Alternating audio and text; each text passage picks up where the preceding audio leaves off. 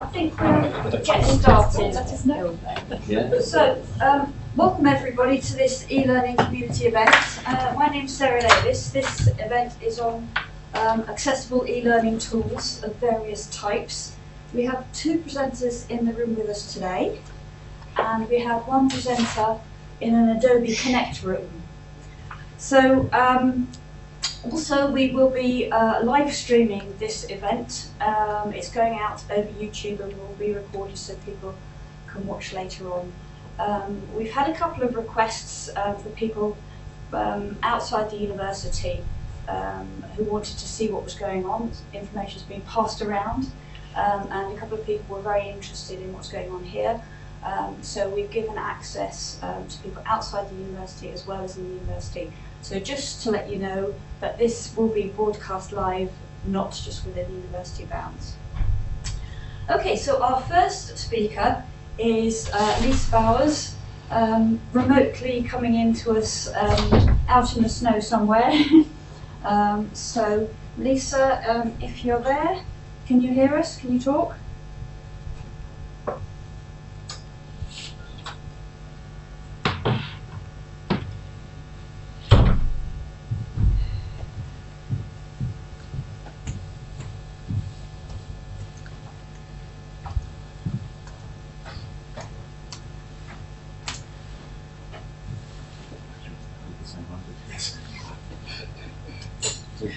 Okay, good morning everyone. I'm just going to introduce myself briefly and then we'll crack on. Thank you all for attending, even though I can't see you and you can't see me. Hopefully you'll be able to enjoy what I've got on my presentation, which is just a snapshot about my research at the moment. So my study, or my presentation rather, is called Hands-on, a Review of Cutaneous Haptics in Applied Discipline. I'm an inclusive designer, and I have been for the last 15 years. I've been working as an inclusive designer academic, and so I've been looking at sensory technology, which has come out of my inclusive design. I've been working with non-sighted individuals and sight-impaired individuals with a charity and now at the OU. I've been working with design students, artisans, and a cluster of co-op artisans in North Yorkshire charity for disability and arts. I've been looking at how designers without sight use their touch, and through that has created a whole study in and around touch and understanding touch over sight and touch, and how all the senses interact with each other. So for the first part of my study, the what, why, how of haptics and haptic technology. So I'm going to give you a little insight into how the human body through touch works physiologically, and how haptics has taken its lead from how we touch to understanding how we could touch through an augmented device or in the various formats. I'm then going to have a look at a case study from the art makers or the service users that I've been working with at Henshaw's charity. It's a co-opted charity in North Yorkshire. And I'm then going to show you how the OU work with non-sighted, or have worked with the OU with non-sighted designers and engineers within our engineering and innovation department. And then I'm going to finish off with haptics now and in the future, just give you a bit about future thinking, where the trends are looking and what we expect haptic technology and sensory technology overall to look like in the coming years, between about 5 to 10 years. So the what, why, how of haptics and technology. As you know, we all touch, and this touch is related to a term called haptics, comes from the Greek haptikos, from hapthai. It means to grasp and touch and to be in contact with. Haptics involves various forms, so everybody thinks of touch as being connected to the skin, but it's also grasping and moving your arm around the space to grasp something. There's various forms of sensation and understanding about how we touch and what we're touching. That gives us ideas to not touch that again if it hurts us, and to touch it again if it feels nice, or to touch it again because we need to understand it more. So, as I've just said, our sensors provide us with a lot of information about our environment. From the very first sensation that we have from the womb is touch, and that sensation with our parents is very important to create bond, to understand. The sensations around our environment are there to stop us from hurting ourselves. So if we feel hot, cold, or smooth, rough, and it also provides us feedback on our environment and how we can understand that environment. So everybody's come home from a night out and felt for the light switch in the dark and being able to feel for it and know where it is. Just an understanding through fingers and touching and understanding where your house is, obviously, but how far away your arm is from your light switch, how to pull that light switch down, how to use it, is all remembered from the last time you touched, the last time you used that light switch, and it's all triggered within our brain every time you go near that light switch. The brain relays of, I've felt this before, this is a button, you press it down and then on comes the light. So I've been working with Keynote's Lederman and Kalatzi, and I've been reading quite a few of their papers. 2009 paper particularly on a tutorial of haptics, if you're interested, is a very well worth a read. This is from the exploratory procedures, is from that paper, that tutorial. Lederman and Kalatzi have various notions on how we touch, and they've found that we actually hold repeated forms of touch. So they've laid them down here. So how we touch familiar objects or everyday objects. We touch them in a particular way to find out the most information at the speediest time possible. So we do a lateral motion touch, which is kind of like a stroking.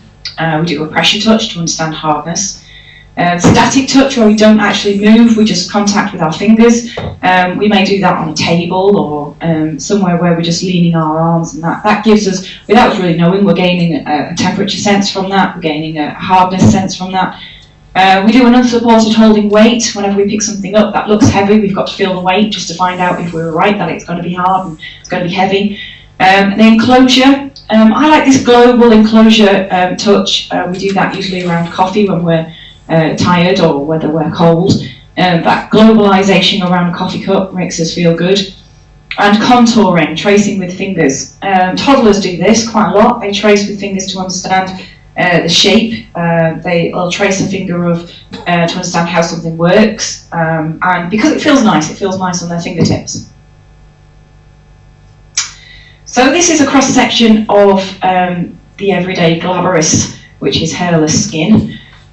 So we've got listed there various parts that inform us of touch and how we touch over usually a large area of skin. There's quite a lot going on, as you will see from under the skin.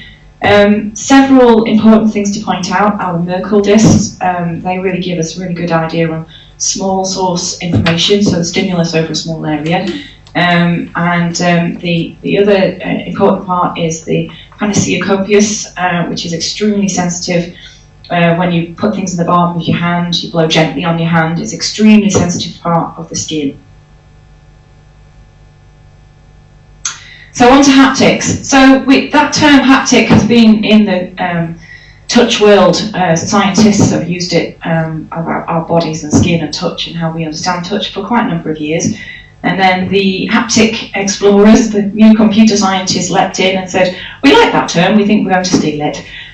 So now haptic technology, we usually say machine haptics to differentiate. There are generally two forms of haptic technology, cutaneous and kinesthetic. Cutaneous is relating to the skin, so it's anything that lays on the skin to give a vibration to the skin or to take away an understanding in the skin, so you'll feel a vibration and you won't, then you'll feel a vibration and you won't, in a kind of pulse form. So it kind of disturbs the understanding of what the skin and the layout of the skin and how you feel. And it's meant to, so that you feel like you're touching something with your skin when actually you're just wearing the device. Kinesthetic is all about movement. The device that I've been using for the last 8-9 years has been a kinesthetic robot, which is desk mounted, and we'll give you a look at that in a minute. So those are the two main ones. The golden chalice, of course, would be a device or a haptic technology that would combine cutaneous and kinesthetic. All I can say is watch this space. It's certainly not going to be me, but there may be something coming out in the next 2 years that combines cutaneous and kinesthetic. When I first started my PhD, this was unheard of. No way could we combine something that would be so similar to the body makeup, where you could feel something simultaneously by the skin and it would move you around and you could feel movement as well. But now it's looking more and more likely that we can. Exciting times.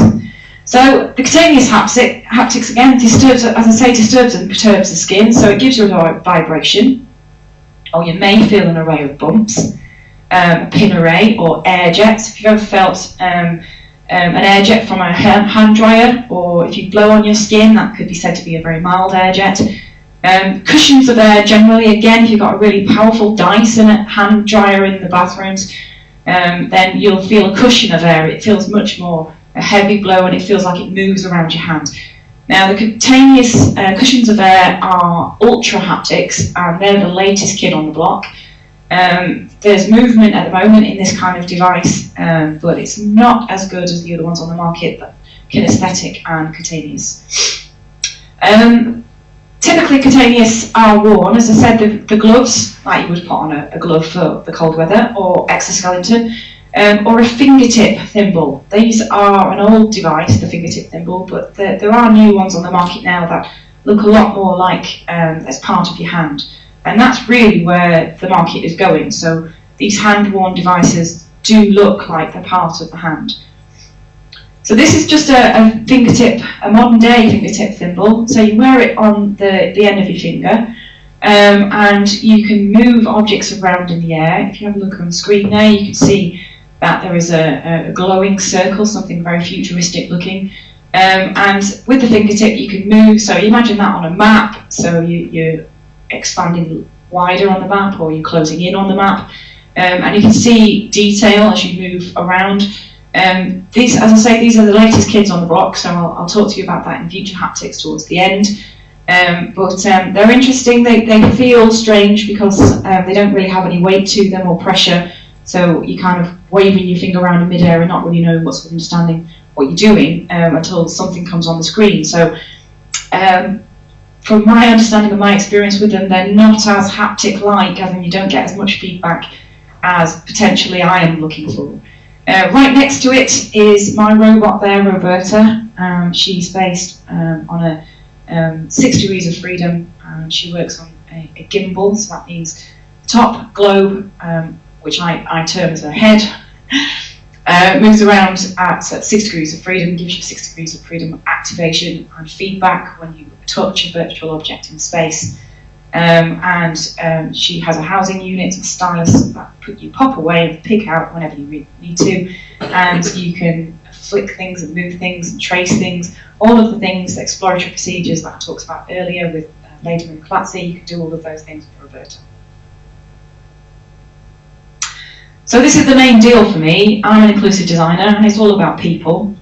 So Henshaw's Charity for Blind and Visually Impaired Artisans is a charity in North Yorkshire that work with visually impaired and non-sighted artisans. And these non-sighted artisans are probably artisans that have been non-sighted from birth, congenitally. There's very few in there adventitiously blind, so blindness has taken them later in life, or they've had an accident which has caused them to be blind. But they work in a co-op studio environment, and they work with their hands, readily with their hands, and they've moved around their studio, and they work with sculpture, or they work with small fine work, and they understand how to do that, and they explore how to do that in readily innovative ways, just from the touch of their hands and various fine motor skills that they've created. So I wanted to work with these guys with something obviously through touch, but I wanted to understand how accurate their sense of touch could be, or how accurate it was, and how that accuracy I could use for potential for working with machine haptics. So to test fine motor skills, I used a test that's readily known for stroke subjects to understand how accurate their fine motor skills are. And it's called the 9-hole peg test, or the peg in hole test.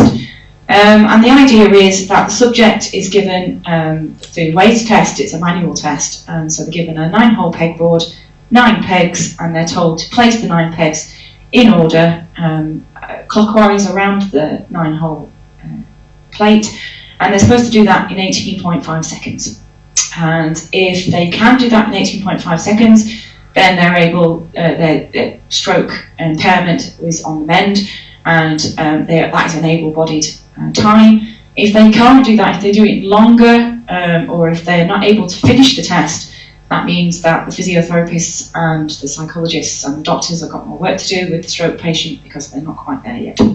So as it's a fine motor skills test, I wanted to test this with the art makers at Henshaw's.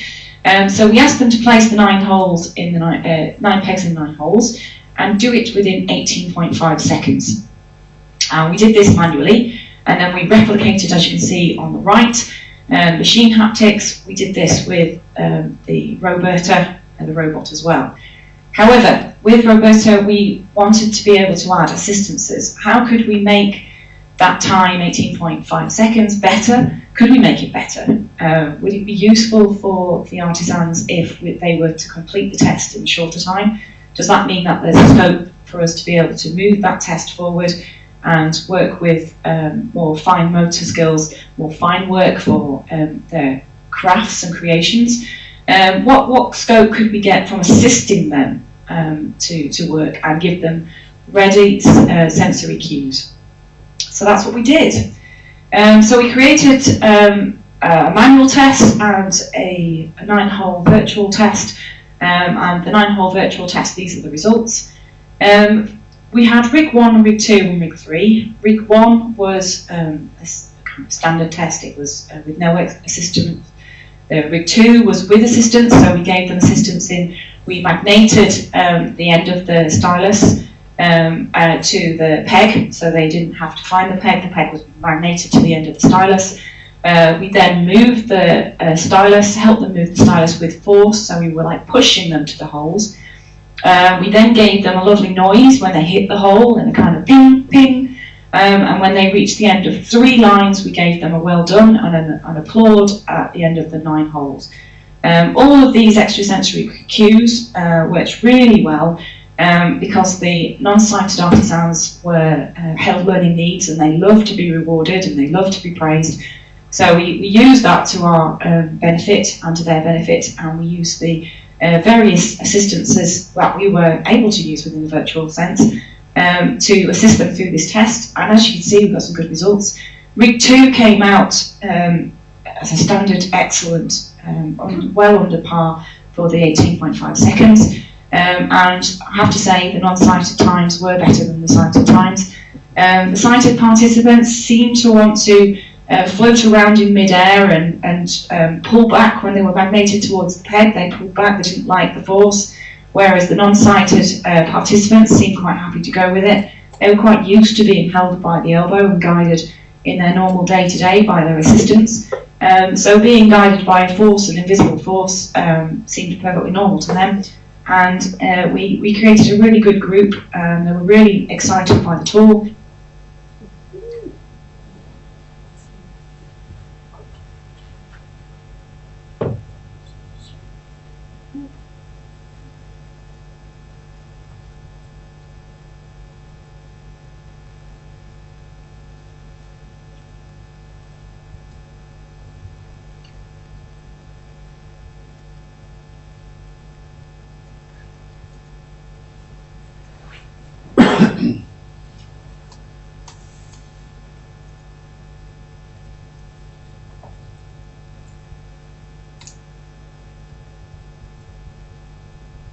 Lisa, can you hear us?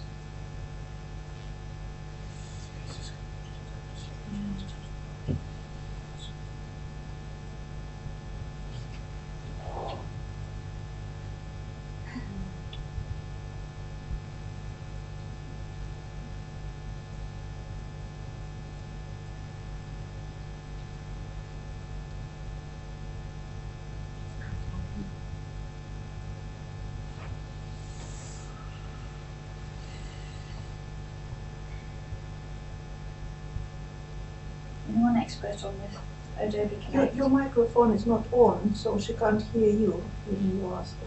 I think the laptop went to sleep, which didn't help. Yeah. Yeah, just the laptop.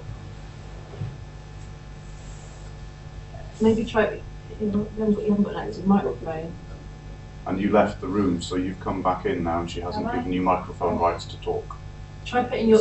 If you put your hands up, then she'll be aware. If you click on there, then she'll be aware. She'll get a thing flashed up. No, she's watching you. Yeah. If. Right, there we are. Hi Lisa, can you hear us?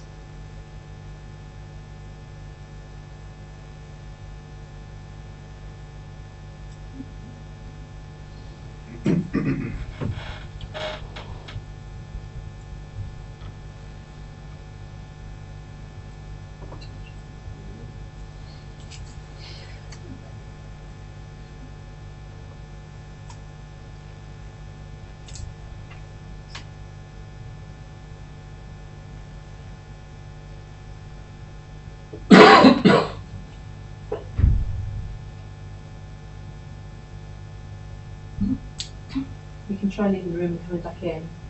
Yeah. It did that. Did it do that? You could try turning the speakers off and on again, just else refuge your confidence.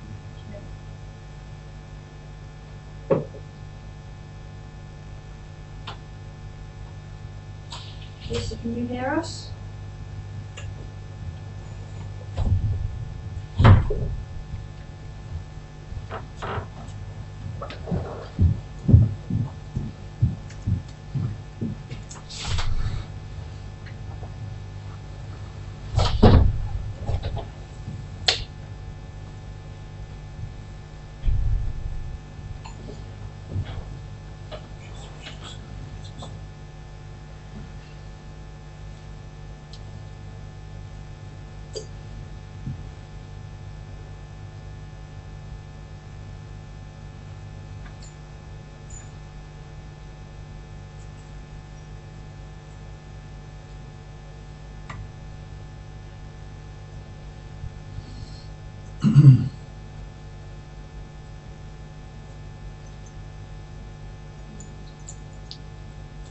Should I call her? Should I call her?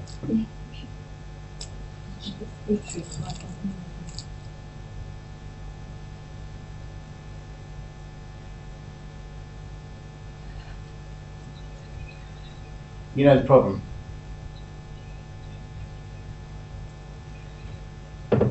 She's blaming us. Yes, you are. I know, but it's the communication problem. Like, we didn't know what was going on at our end. I think we suspect that the laptop went to sleep because no one was touching the keyboard or the mouse. So that happens, I think. So oh right.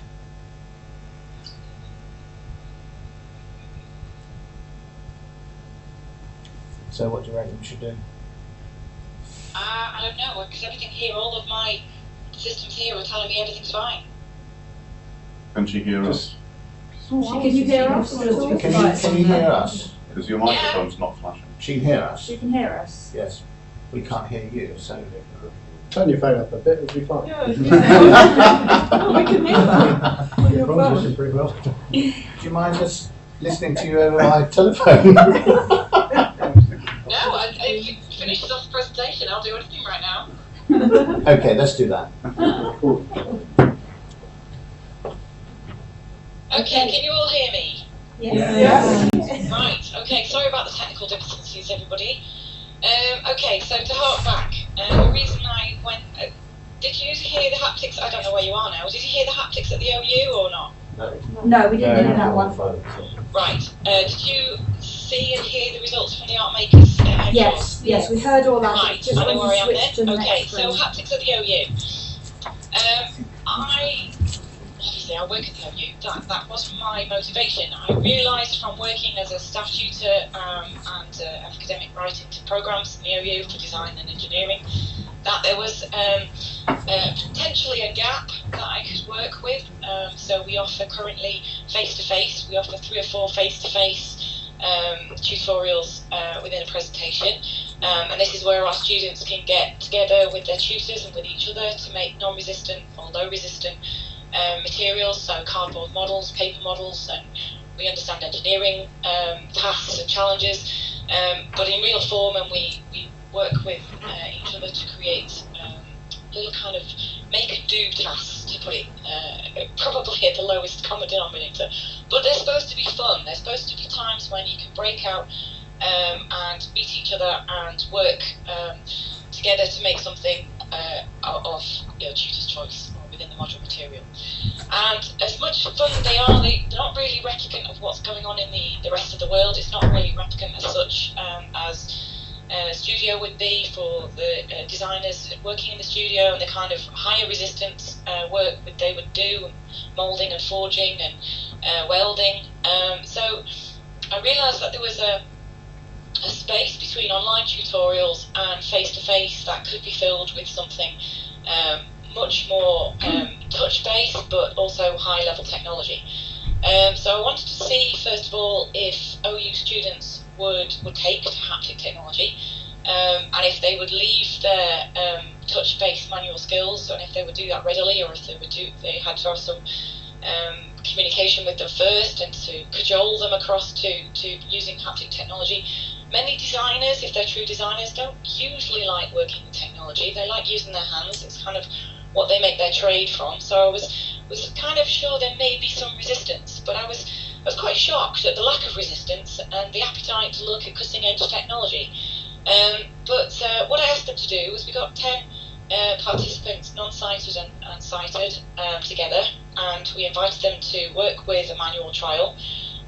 They were asked to assemble a chair prototype that was predefined for them, and they were asked to do it using foam blocks, and we replicated those foam blocks in a virtual environment, a bounded virtual environment, which just means that they can touch the walls and touch the ceiling and touch the floor.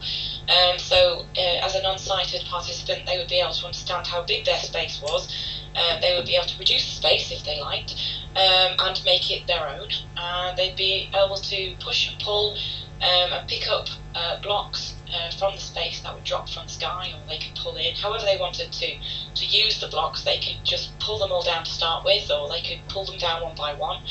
And we wanted to really kind of create a personal space for them that they could assemble a prototype in a few minutes that would act as a germinal prototype. So a prototype really that we would call sketch model. So it's a very base prototype that would start the modelling process off, start ideas sparking, and a chair is a common item, and pulling a chair together out of geometric blocks is also a common item for them. So we asked them to do this. So we asked them to do this manually, and we asked them to do this virtually, and we asked them to do it within a set period of time of 5 minutes per assembly. They were all very, very eager, but also quite intrepid about using Roberta, the geometric tool. They thought at first it was all going to be about maths and numbers, and they were going to have to put a load of formulas in before they could use her. But when they picked her up, and they picked up the stylus, and they worked around, and they pushed and pulled the virtual prototypes apart, and they exploded them, and they put them back together again, just in the kind of trial before the test, they were really pleasantly surprised about how easy and innovative and innate it was to their sense of touch. The qualitative results were pleasing. I'll leave you to read that one there by non-sighted person 1. I couldn't have really paid them to give me better feedback.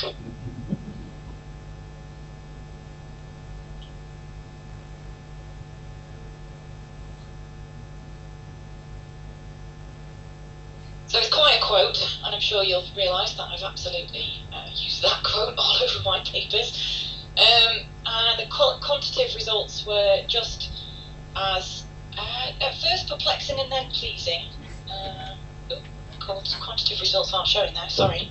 But the quantitative results show that not only did both groups achieve a time under 5 minutes, but there was little statistical difference in between sighted and non-sighted students. And the time results were also pleasing, that as soon as they'd done one pre-trial, that was training time was about 10 minutes, they went straight in and they produced a time under 5 minutes. For both groups, for manual and virtual, obviously there was a difference between manual and virtual, because everyone is familiar with manual and have been all of their life. Certainly if you're non-sighted, you're very familiar with manual, moving things about, but the virtual seemed to be just as innate to them, and they adapted to it really well. So that was the two empirical tests that were the highlights of this particular research program. Future haptics. I wanted to show here, just in visual format, the way that haptics seem to be going, because it seems to be going where they take away. If you notice that you can't really see robots there, you can't really see anything in front of you technology-wise. You can just see the displays. Yes, that's very visual, and it's not really haptic.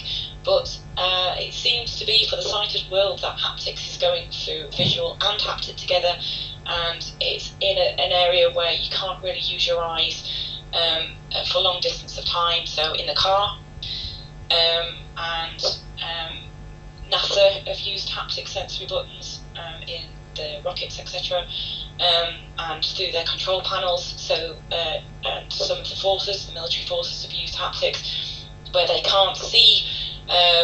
So it's at night time and it's on observations, and they're not supposed to be able to see because it's supposed to be very dark, and they're not supposed to be able to be seen. So all of these field touch are used currently and future for areas where we can't see, or it's we're not supposed to be looking, like in the car and driving. So just a rundown of now and the future. As I say at the start, the golden chalice is where haptic technology scientists combine cutaneous and kinesthetic. And instead of being separate, they're in one device. There currently is a device that was in 2018 conference IEEE, and people have had a go of it. I haven't had a go of it. I've seen it on YouTube, and it does combine cutaneous, so you can feel things at the sense. It does disturb your finger skin, and you can feel vibrations, and you can also move about, and you can feel weight, and you can touch things. And you can grasp things. Apparently it's quite the device, but I don't think it's quite there yet. Ultra haptics is the new kid on the block. It's coming around in quite a way. NASA are working on it, dynamic engineering. So if you imagine feeling a bolt, and that's a kind of donut shape in thin air, and you can feel the force of the bolt through moving air in and around you, or a globe, you can use a globe. If you see things on YouTube, it looks a bit like a kind of future globe that Mystic would look at. And it's just a cushion of air, it's just a whole kind of resistance of air that you can touch, and it has a resistance to it, and you can move it around. The only thing you can't do is, if it was a bolt, you can't screw anything into that bolt in thin air using ultra haptics at the moment. Nothing's really getting very dynamic, whereas obviously you can do things with that with kinesthetic. That's been out quite a few years now, so quite a way to go with ultra haptics. The exoskeleton devices have come a long way. They used to be quite clunky. They used to be like kind of half a shopping trolley on your arm, but now they're quite lightweight and they're easy to use, and they could be as small as a watch strap, as thin as a kind of plastic tie. And it feels your movements, it feels your tendons moving, and it reacts and resists force. So if you move your hand up, you feel a resistant force pushing your hand down. And you've also got the cutaneous there, so you can feel the vibration on the skin, you can feel air movement on the skin. The way that the technology is going is it's really keen on putting into the world a multimodal or blended sensory interaction. So we use sight and touch, and you can hear sound at the same time, and they're even going down to feeling, smelling and tasting. So the various gaming technologies are all very keen on you really being immersed. All of this sensory engagement, of course, creates more immersion in the body, so we feel like we're in to whatever world we are seeing and touching. Touch is used when sight's not there, so as I said, in travelling in the dark, in space, or dark in the car, or you're not allowed to look at the dashboard in the car, so you feel the dashboard instead. We currently use our voice to operate things in the car. We talk to GPS, or we talk to the car, and ask for audio and music to be played. Now we're going to be able to touch. We don't even have to use our voices, or we can use a combination of voice and touch. The whole idea of haptics is that we remove technology. We're looking at removing the screen, the VDU. We're looking at removing as much body fit devices as possible, so we barely feel it. So we feel like we're moving in the second world without much about our person that we can feel and use. So that immersion becomes a lot stronger and a lot more readily available.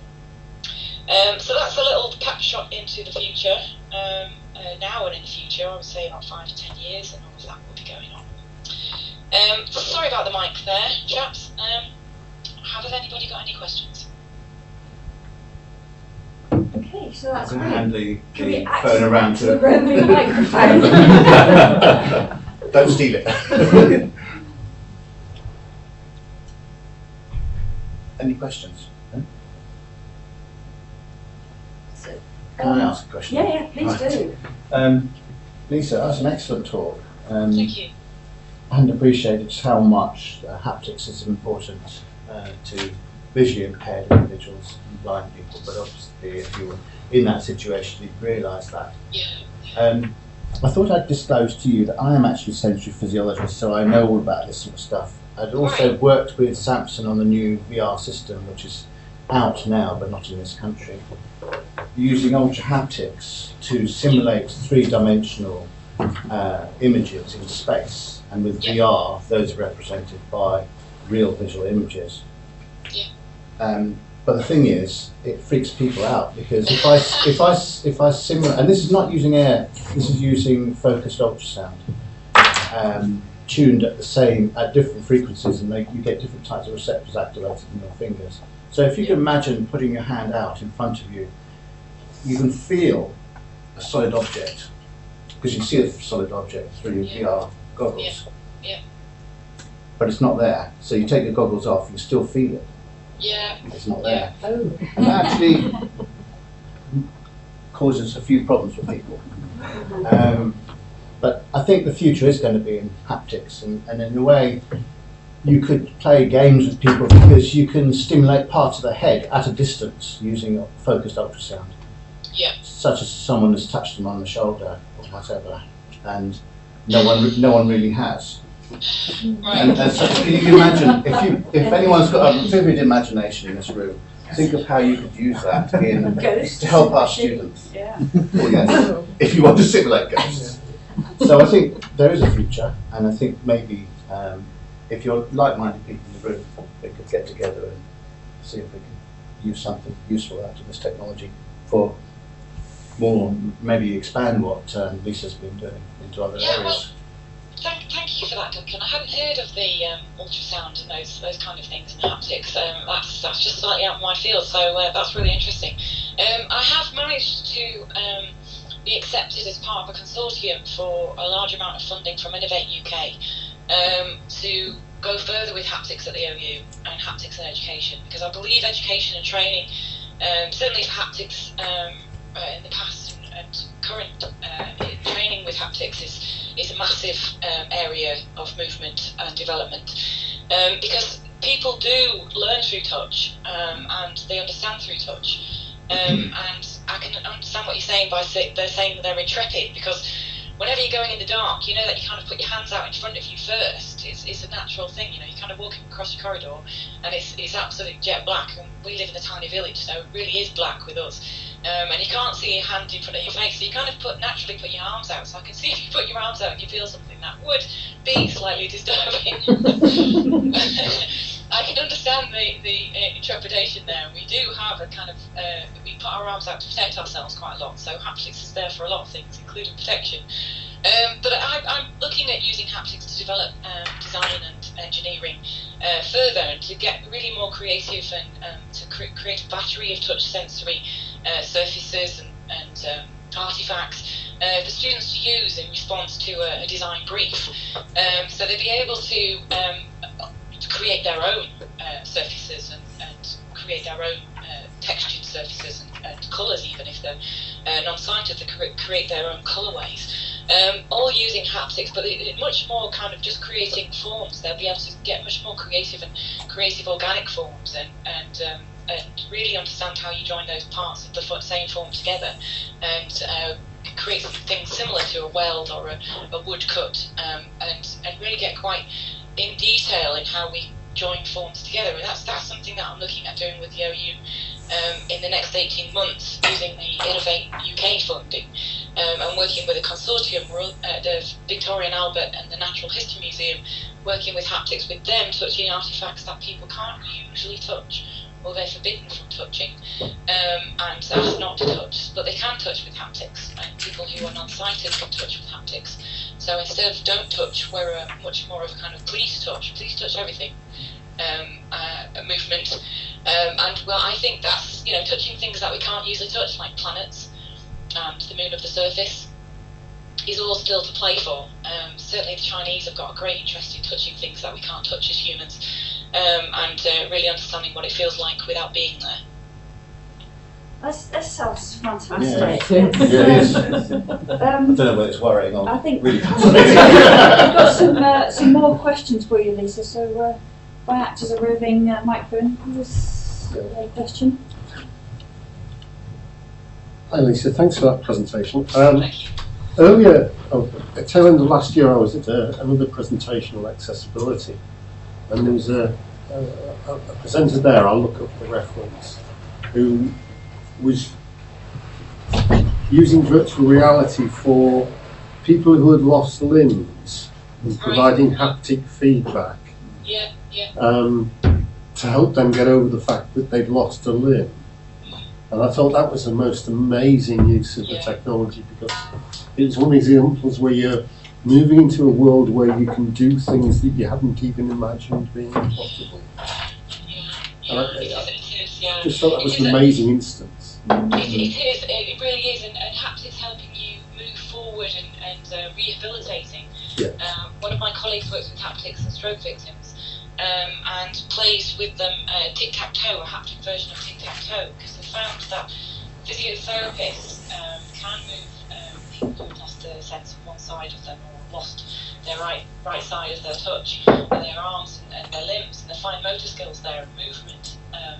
They can pull that back through physio, and we've known that for a long time. But looking at yourself while you're moving is sending signals to your brain by saying, I think this is going to hurt, I think this is not going to work, and this is going to hurt. And so rather than doing that, they give the individual something else to do, like playing a game of tic-tac-toe. And so their movements using the haptic tool can be registered and logged, and their data tracked within mid-air in the virtual plane can also be data tracked and logged.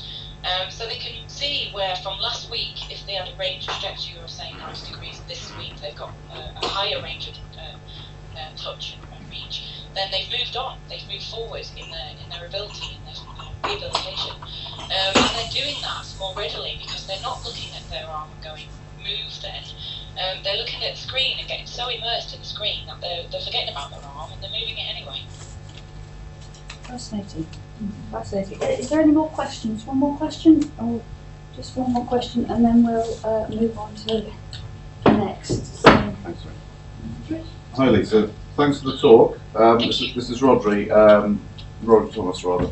One of the questions that I've got is again related to what we might have heard previously in an ELC session, and it's a bit more prosaic. I think from what you're talking about sounds very interesting from a 3D and a help to kind of understand the kind of spatial awareness, I guess. But what about the kind of the simpler use cases where we've had people looking at assistive technology to understand things that might be two-dimensional? So one of the things that was done particularly with regard to content and how to kind of understand graphs, how to understand some diagrams, how to understand another way of kind of interrogating those. Has that moved on from the kind of things that people talk about with force feedback on devices? Is something moving in that space? The papers that I've read, thanks for the question. The papers that I've read from Brewster et al. And Stephen Wall come from early to mid 2000, so 2001 to 2014, something like that. And they've been working on this. Not only I'll give you graphs and haptic graphs, and I'll raise you non-sighted haptic graphs. So they've been working with non-sighted individuals who were barriers to working with graphs because it's all very visual. And they worked further to ask them to work with graphs and move scattered plots around using the haptic tool, and that worked really well. These individuals reacted really well, and they worked within the template they were given.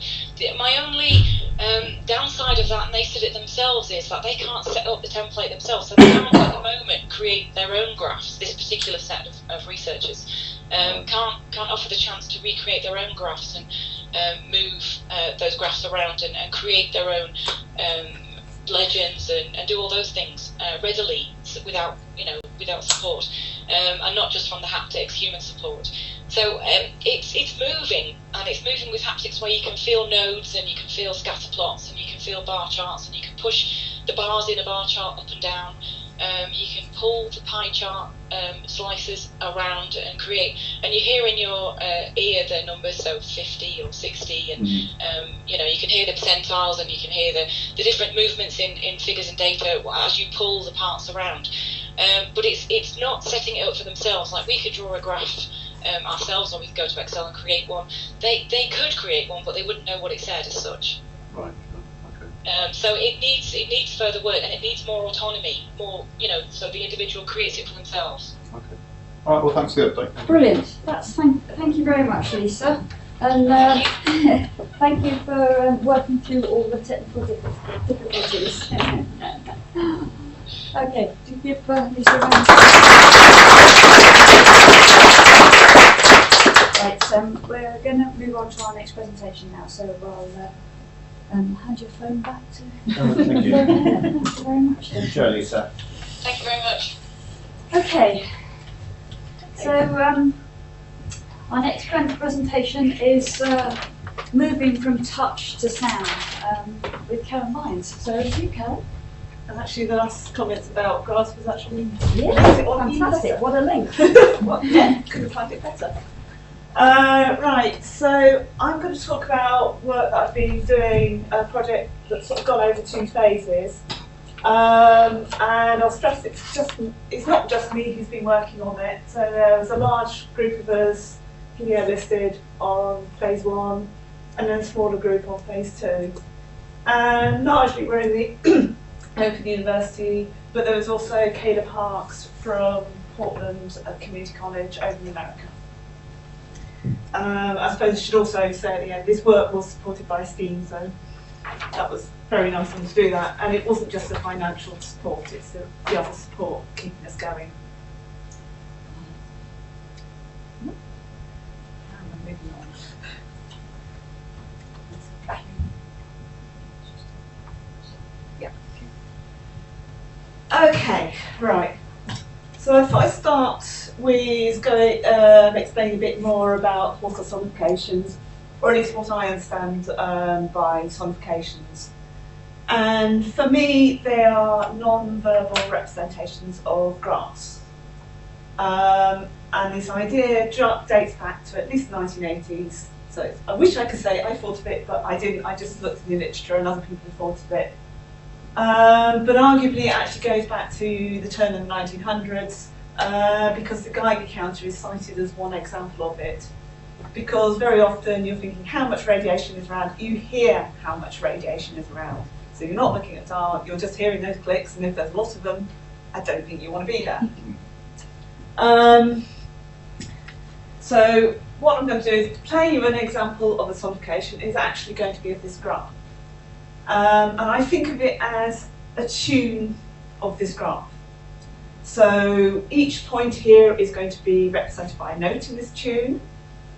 Where they are along this x-axis will represent when this note is sounded, and how far up it is will be what pitch is used for that sound. So the higher up the graph it is, the higher the pitch. Get this right.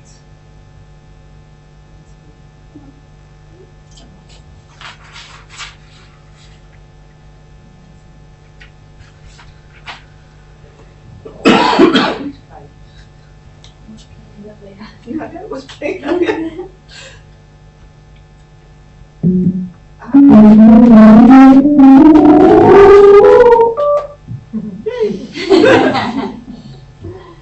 So I'll just see if I can play it once again, just because it was. I mean, notice it was quite quick. It's deliberately so.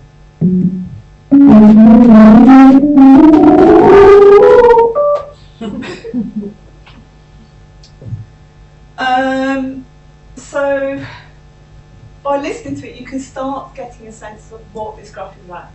When you're listening to this tune, it's sort of going generally up, which suits where the points are going. They're going generally up. Nice positive relationship. It is quite a consistent tone, so it's going up quite without lots of noise in it, which suggests to me it's quite a tight, quite strong relationship. And there's various clumps, so I can start hearing that it's a bit clumpy, and in particular the 2 points at either end. Interestingly, this point here that to me stands out a bit doesn't stand out that much when you actually listen to it.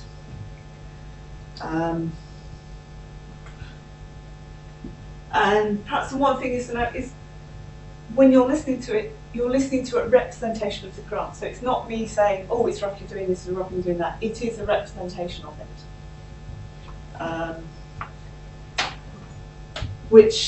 And then because we're turning this graph into sound, the one use of it is for trying to produce accessible graphs, in particular for the visually impaired. So it's something that tells the visually impaired what is this graph all about, even if they can't see it.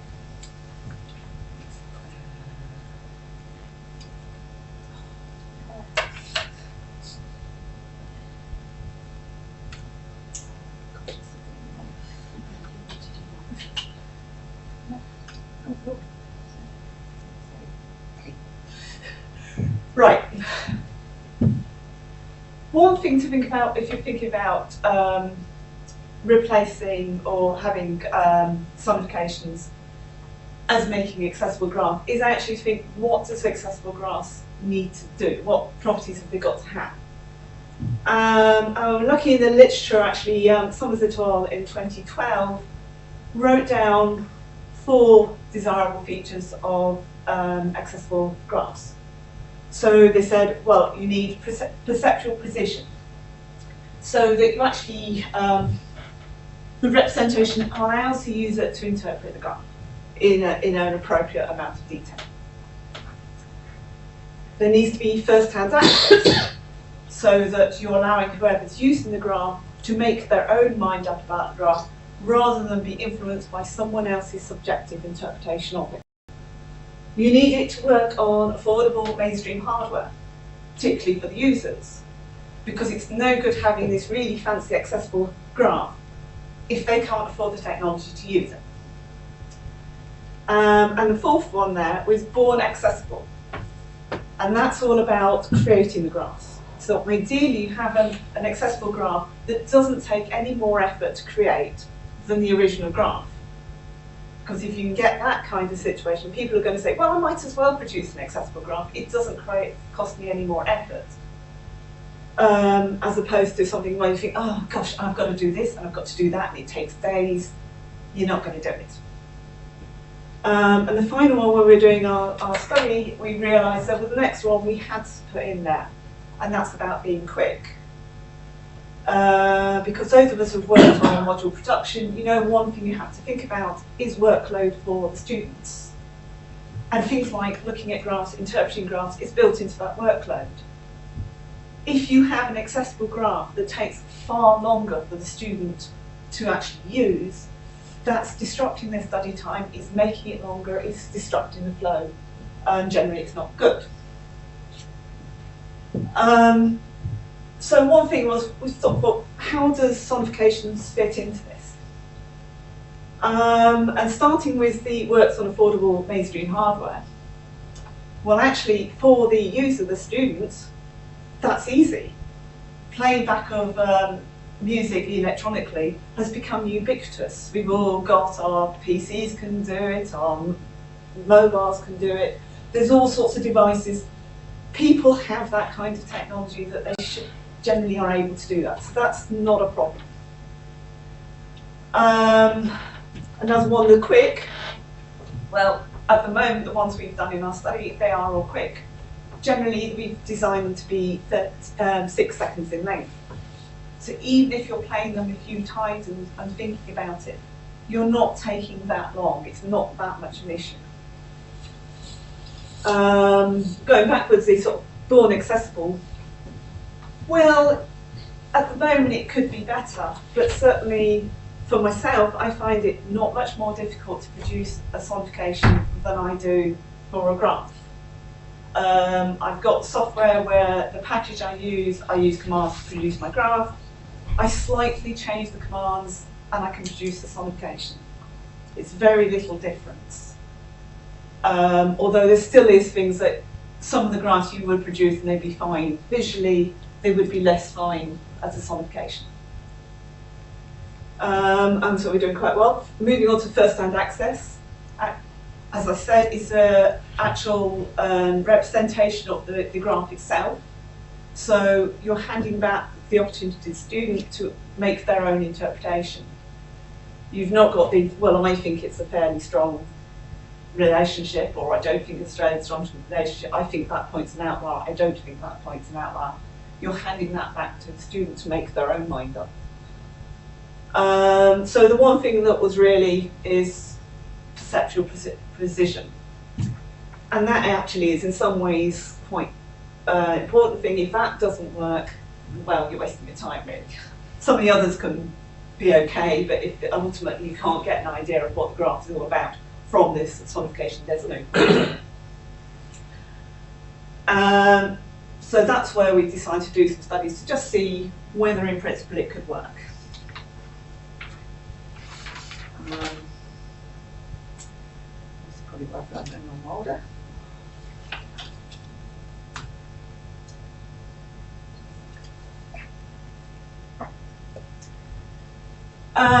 So first of all, talking about our first phase one. This was much about a proof of concept type study. It's quite a small study, and we just wanted to see whether in the kind of scenario setting that our students would be working in, is it going to have a chance of working? And what we had was a mix of participants. So we took some OU level 1 students in maths and science, and these happened to be science students. And they were to get people in the situation of students who are starting out in their OU career, so that it's sort of the intellectual level that they're working at is the right level to start off with. And it's partly that level 1 are our big population courses, and it's also that if you get what's going on at level 1, that sets you up for study at levels 2 and 3. So sort of replicating where people are starting out. But we're aware that sighted students, those of us who can see, we've got a different perception of what's going on, and what we think would work for visually impaired might not necessarily work. So we also had some blind people coming in, and they had an interest in maths and science. Ideally, we would have liked those to be OU students as well, but we were not confident of being able to get it. So that's why we went for people just with blind people who had an interest. And finally, we had a couple of college students over in the USA to try and get a slightly different perspective. And I think they had visual impairments too. And what we did was we constructed 6 learning scenarios. So there's snippets like bits in modules. And we took them 2 from science, 2 mathematical, and 2 statistical. So they were small bits around which a graph forms a part. So it's trying to get them in as if they were doing a bit of study. And we set up each learning scenario so that we went through the same process. We gave them a bit of context where it was sitting. We played them the sonification, and we're actually asking them what do they make of it and what do they feel what's going on. We then gave them the figure description, because at the moment one of our standard ways in the OU to add accessibility is to add figure descriptions. We actually asked them to reproduce the graph. For our sighted participants, that's easy to say, right, go on, draw it for us. And for the visually impaired participants, we actually had what's known as wiki sticks, which are sort of wax bits of string or sort of all cut up, so you could actually mould it into the shape you wanted to be. And then at the end, we had the big reveal where we actually gave them the plot. For the sighted student, that's easy. Here's the plot, how we drew it. And for the visually impaired, it's here's the tactile graph, and then explore it via touch.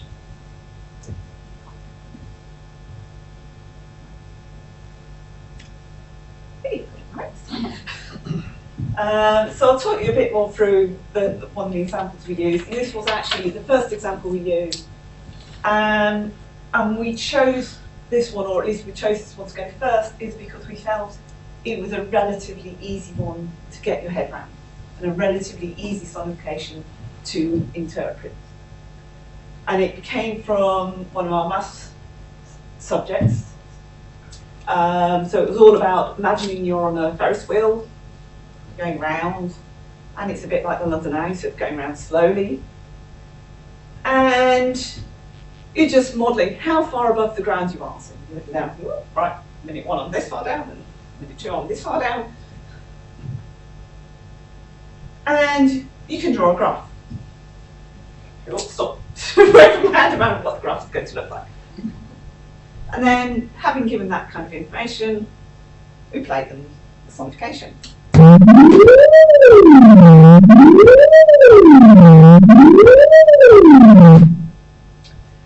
And I hope from that you're already forming that picture in your mind of what it looks like. I mean, some of you might be lucky that you're thinking, oh yeah, I already know this from maths and it's going to look like this anyway. But so at this stage we were getting the capacity to think, okay, I'm in a situation where I haven't seen the graph, but I'm trying to form that view of what the graph looks like. So it's like the situation you can't access the actual graph.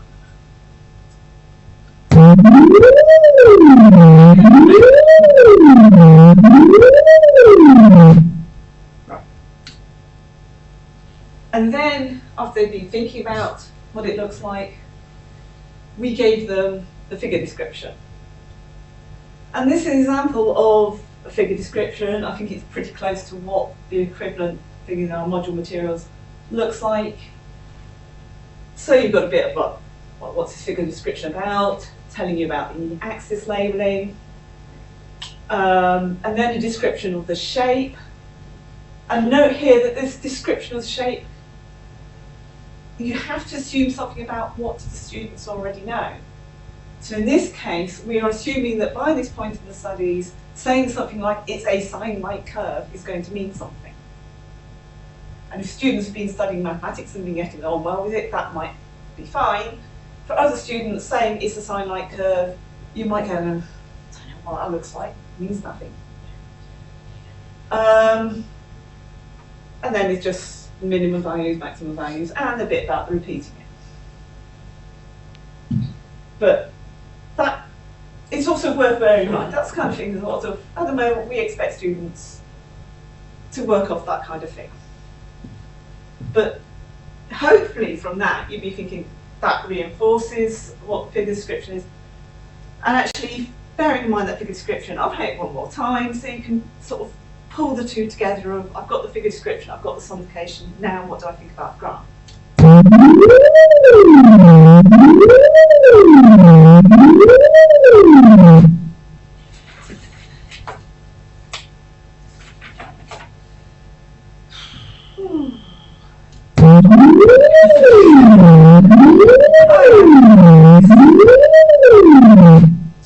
Right. So, what did they make of it when they were thinking about example 1? Because we sat right beside them when we were doing this. And one of them said, oh, it sounds like my little boy going down the slide. I can follow it in my mind. I can visualise a wavy line.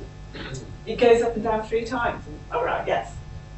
And one of the others was being much more mathematical or less sort of description. They're still getting that idea of, they've got this sense of there's going up and down.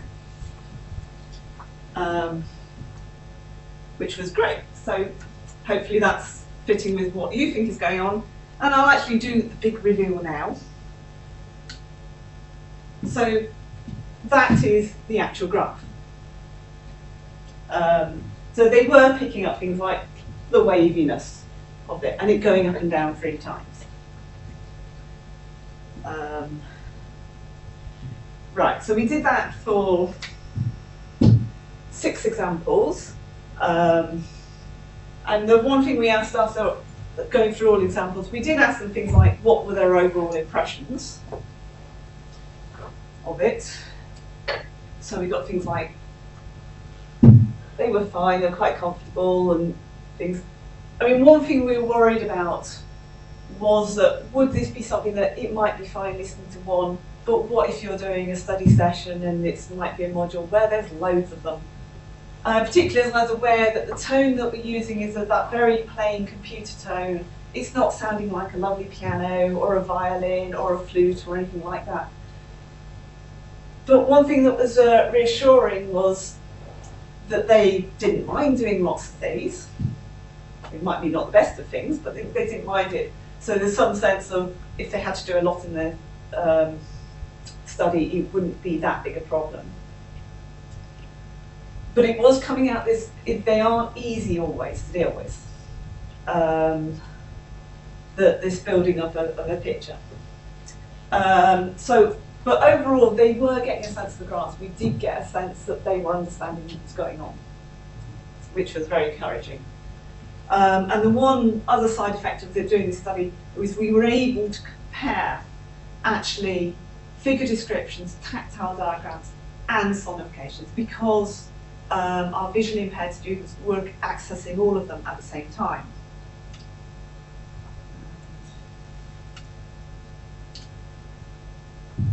One thing from this study, this first phase, was that in an ideal world, actually what's needed for these students to get their best chance of understanding the graph was actually a blended approach.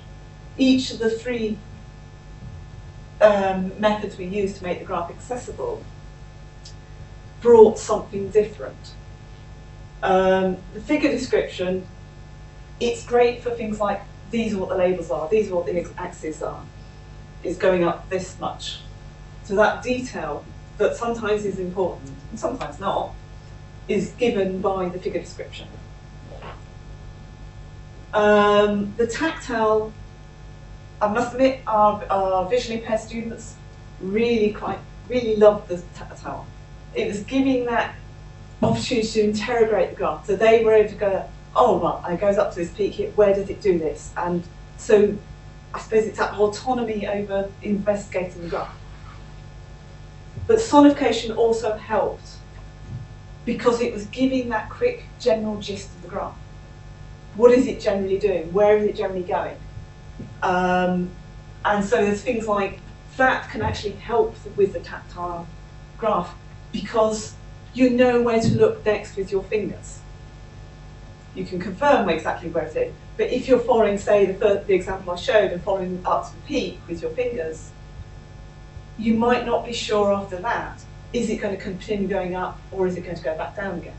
So they were getting that general gist of what am I looking for? So the ideal thing for students to make our graphs accessible and give them something that's equivalent to what our sighted students are actually lies in the middle here, if we can do it. But at the moment we've decided to keep going on with the sonification because at least the sonification we can deliver electronically. Figure description we're already doing. Tactile, there is a problem at the moment of how do you get tactile graphs to students, in which the haptics doesn't sound really interesting.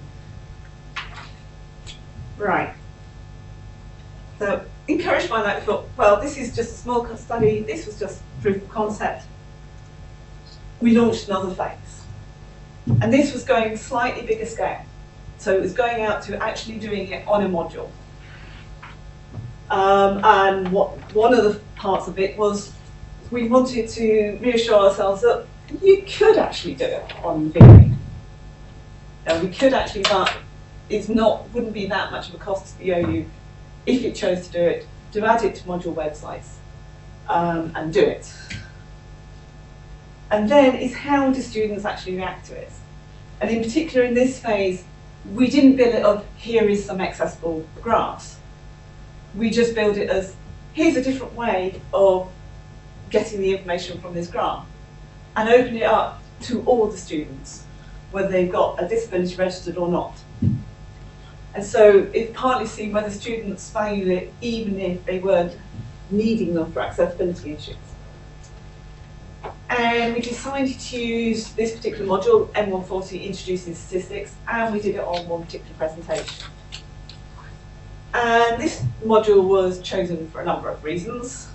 It helps that I've been on the module team and I've known the module quite well.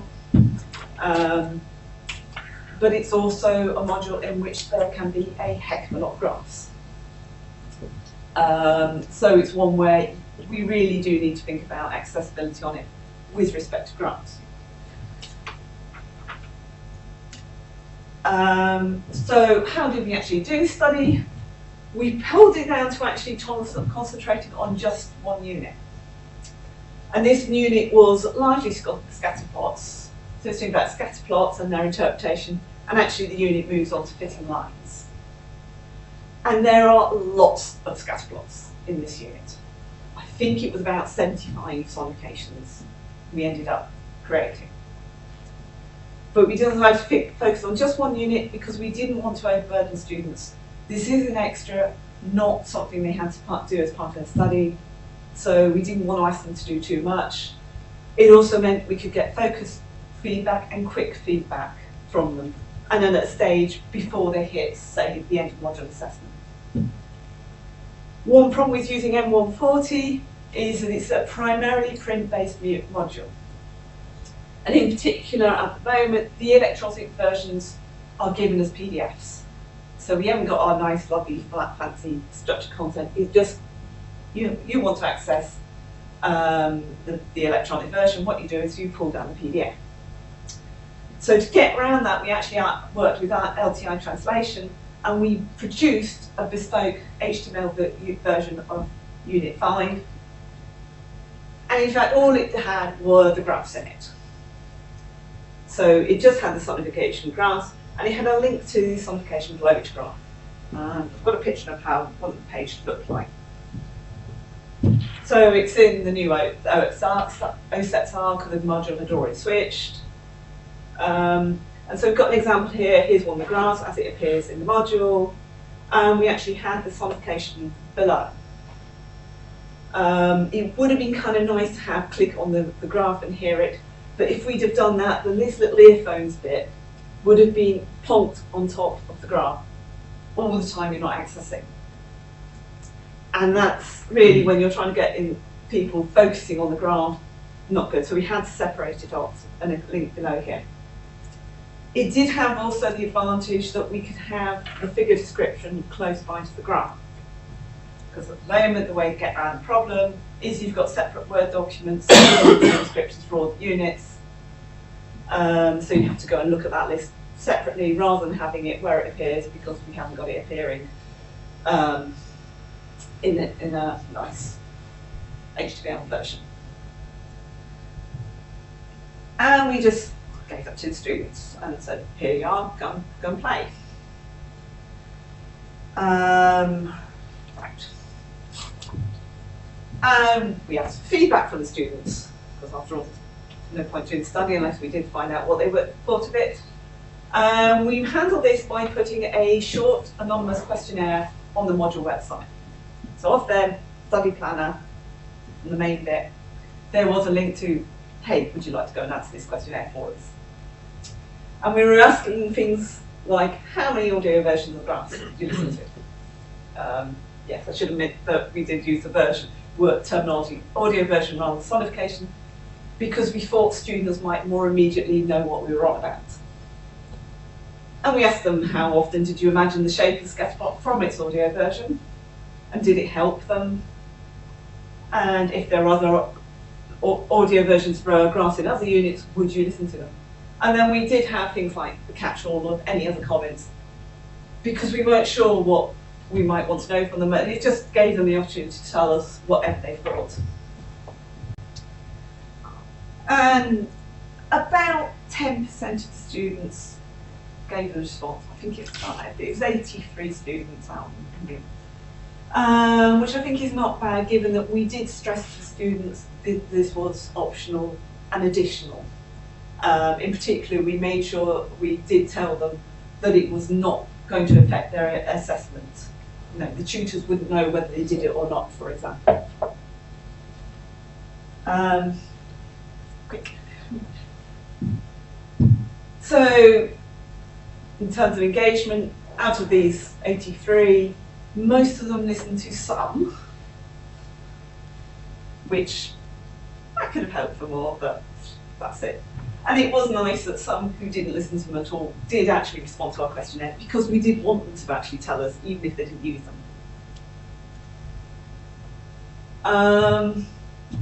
And then did they understand it? Well, mostly they were in the sort of mostly some of the time kind of category. Again, I would have liked better, but actually I can understand where they're coming from. And in hindsight, one thing we didn't do very well was we didn't give them any guidance over how to interpret them. So we had literally stuck them off the website and say, go and listen to them, tell us what you think. And maybe a bit of training we should have given. It might have helped them, might have made them feel more positive about it. Would they like some more? Again, we might have helped them, hoped for better. About a quarter of them said, yes, I would. But most of them said, nah, no problem. And I think what was most interesting, there was at least one that didn't listen to any and still said, yeah, I want some more. Okay. And then the critical one, when we gave them sort of the free text opportunities, I must admit most of the comments we got were on the negative side. So we went through them and assessed them, were they positive, neutral, mixed, or negative? And yeah, I must admit most of them were negative. And it wasn't so bad on any other comments where they were a bit more overpaced, but we did have this sense of they weren't thrilled a lot of the time. And things of why they weren't overly happy. Well, for some of them, it didn't fit with how they wanted to study. For example, this student saying they wanted it silent, they don't normally study music or anything. The odd one said, well, actually, I really don't like this. Which, yeah. Luckily, there weren't too many, but there were a few who really didn't like it. The interesting one is his difficulty with interpretation. So, for example, this one, I did not get it, only followed up and down. Well, perhaps that's again where we failed in communicating and training. Perhaps we should have reassured students more that this is more about getting the gist of the graph. Accurate detail you are not getting from it. And then we had the juxtaposition with the ease of which they could look at the graph. So they've been looking at graphs since the year dot, as far as they're concerned, and then we come along with this something new. And so they're thinking, well, why bother with this something new that's really a bit hard when I can just look at the graph and I know what's happening? But it wasn't all like that, particularly. So there were these where it was clearly adding to what they understand about the graph. And there was also about people saying, well, okay, it's not working for me, but I can see where it can help. So, just how did you know how many visually impaired students you had on the course, if any? Probably none. Right. We didn't look specifically for the disability markers, and particularly this was an anonymous questionnaire, so we couldn't link back the responses to any particular student. Well, we actually could start, because we did say, well, would you like to tell us your PI? But we didn't insist on it. So there were probably none who needed to access the graph this way. It was more that they probably all could see the graph.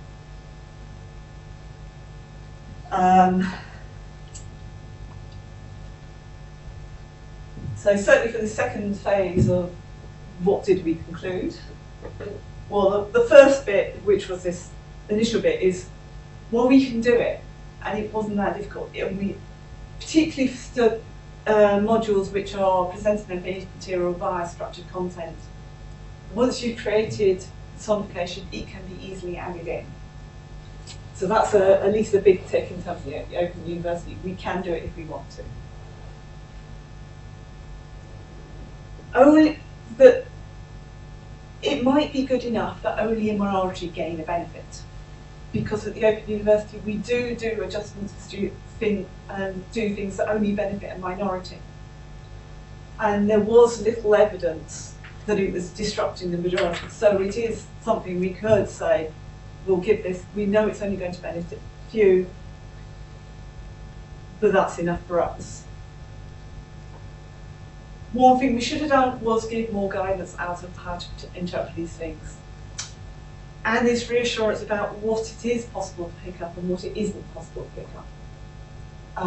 Because I think people do feel uneasy and a bit upset is when they think, oh, I should be able to get more out of it than is reasonable to do. And finally, there are some technical development which could slightly improve the listening to them. Some of them feel the sound a bit crackly, for example. I think another student said, oh, it'd be rather nice if it sort of lit up as it played along to help me. I haven't started to think how difficult that would be. That's pushing me technically. So, although it's not the be-all and end-all of making accessible class, there is some positive in it. So I've just got a couple of references. So, Thank you very much. that's enough. So, is there any quick questions before we go and grab a cup of coffee, John?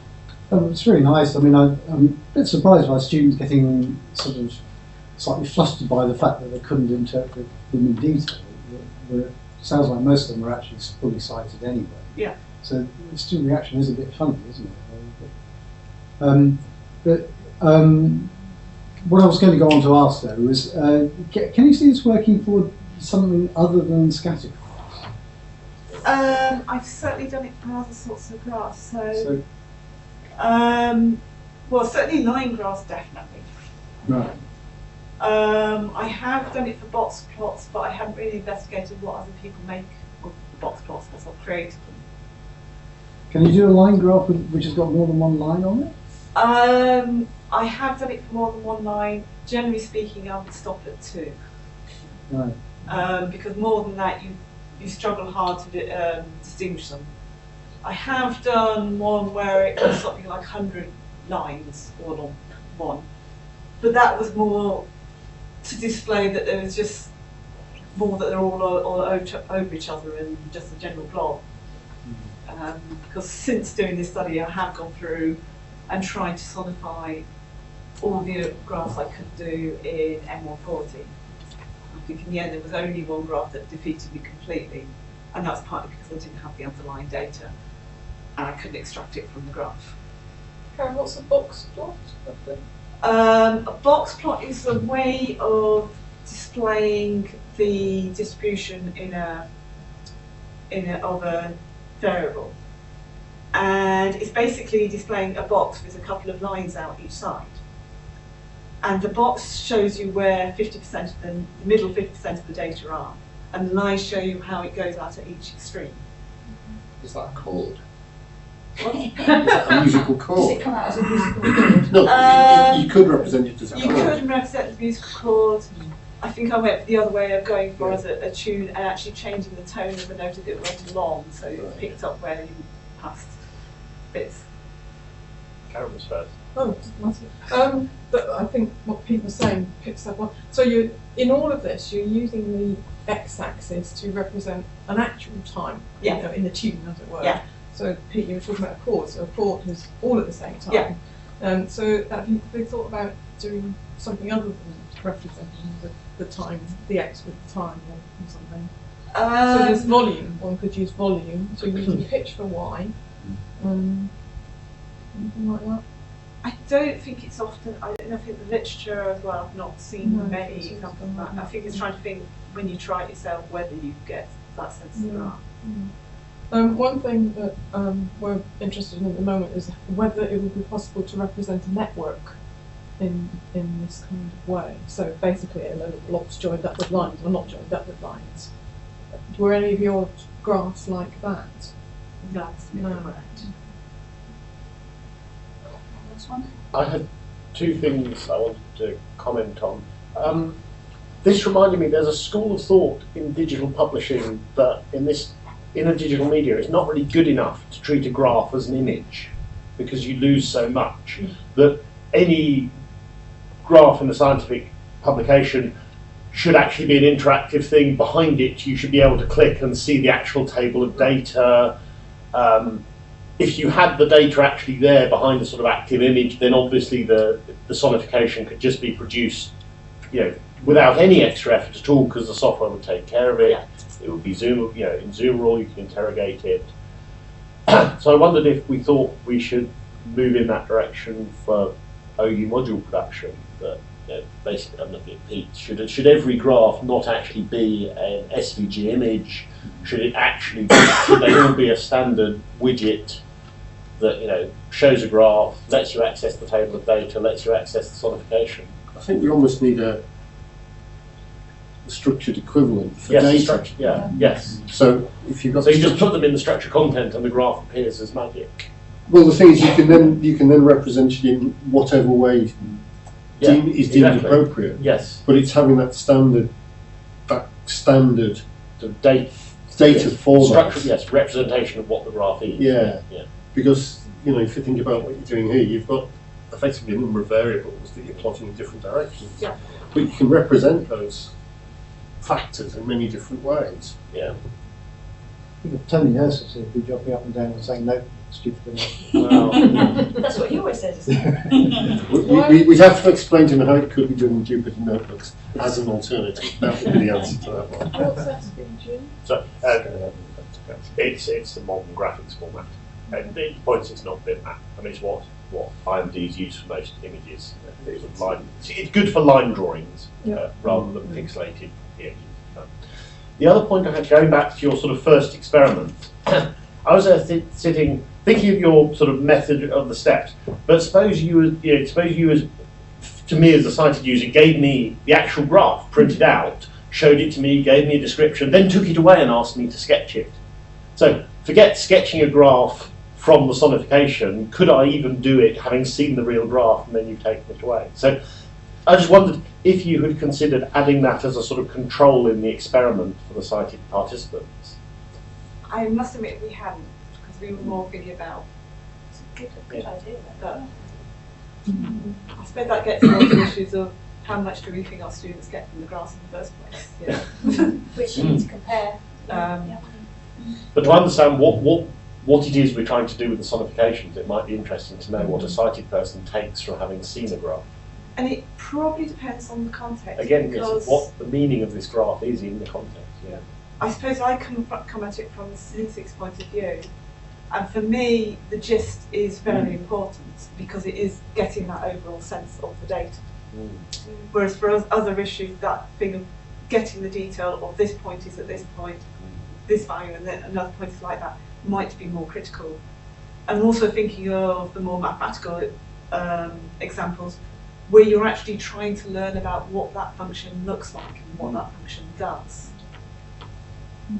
I mean, I do think it'd be interesting to, to get visually impaired feedback on this, because I think that's what's missing at the moment, I feel, kind of how useful it is to them.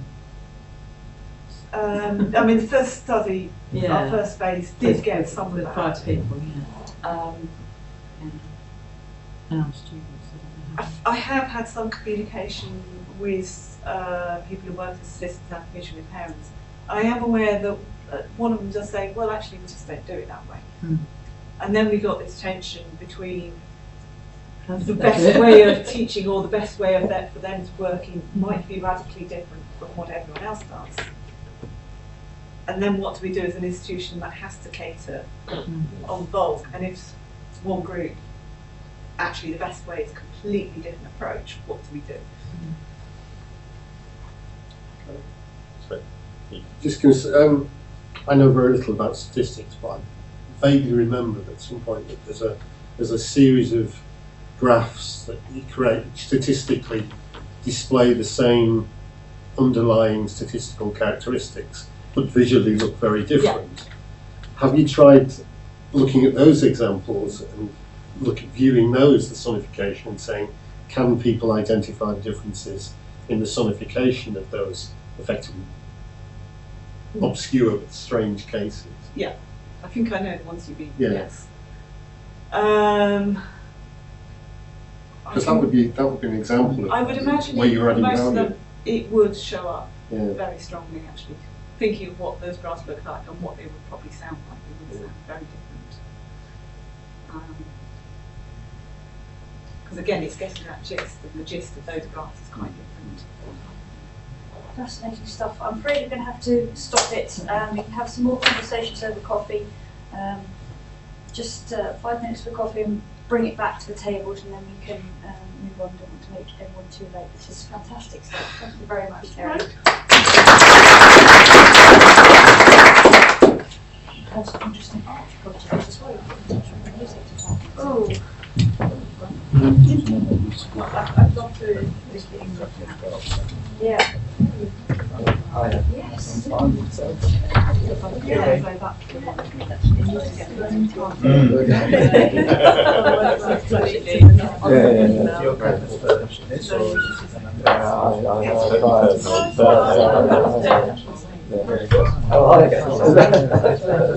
Let's see if that's a bonus. Let's see if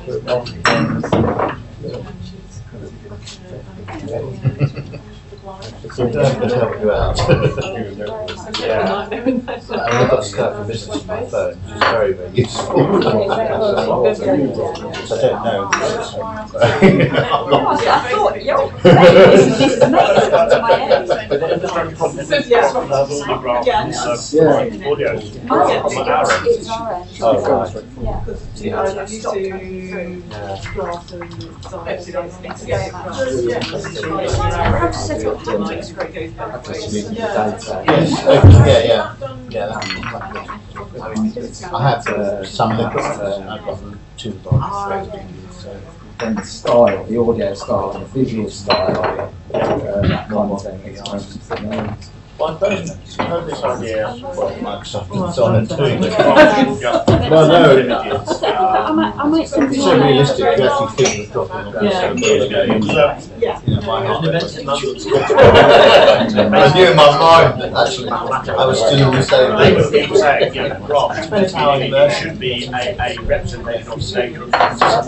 Format, data should be there, so you can take out. I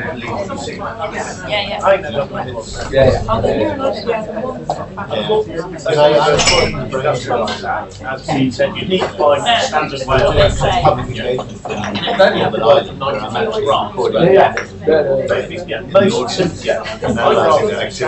Whilst we're doing things. If they will bring standard, software can generate sound. Send an email around after this meeting, if you want to connect up, send some details. Which sorts of actually work better well, as a sonic. The good thing is the interesting challenge about the idea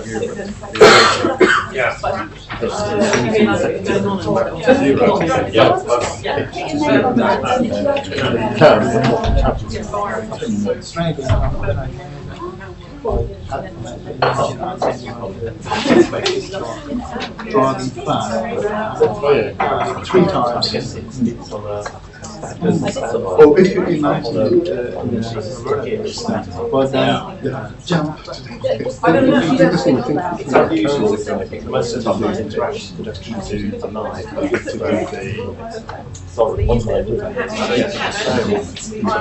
good modulate the amplitude.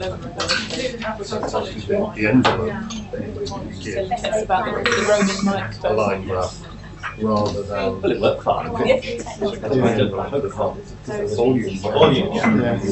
So you could map different things to different. There might be a literature on it. In phonetic presentation, how do you There's do lots of- 3D? I'm not saying I know, but I've seen Doing that high density.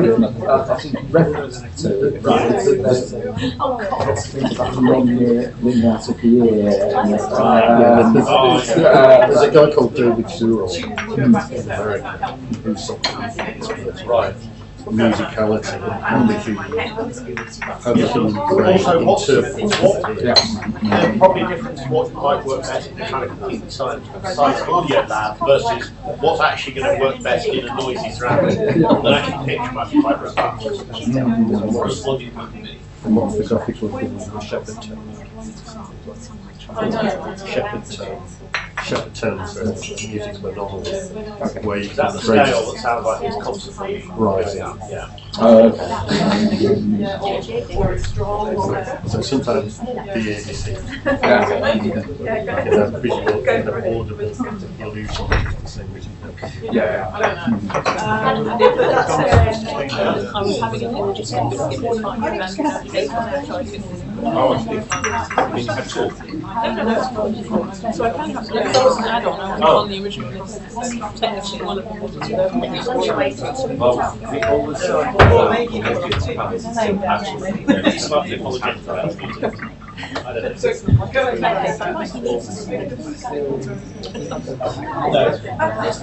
he said about the style. It's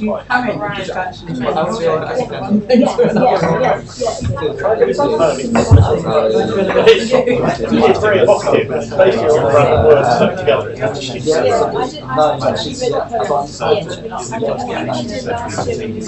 a whole word. So, like, I was trying to read all the words together and have some processes Until it is a good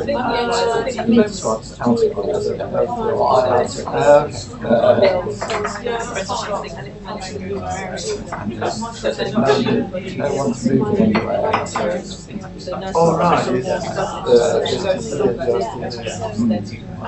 Yeah. With me, I'm a composer.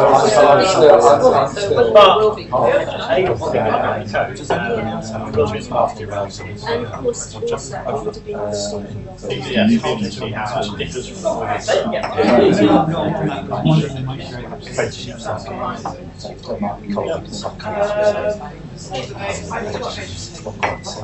Probably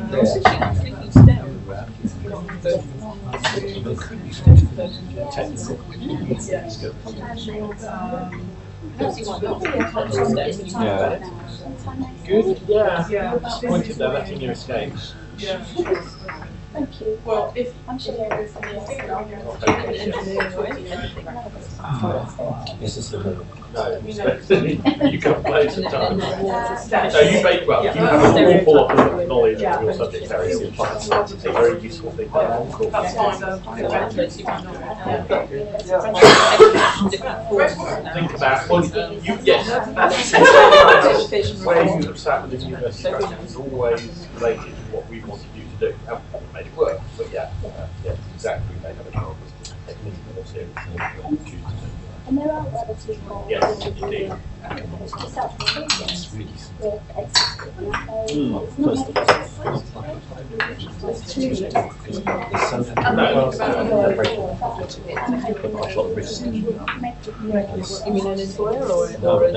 Okay, I hate to turn you away from your conversations, but I'd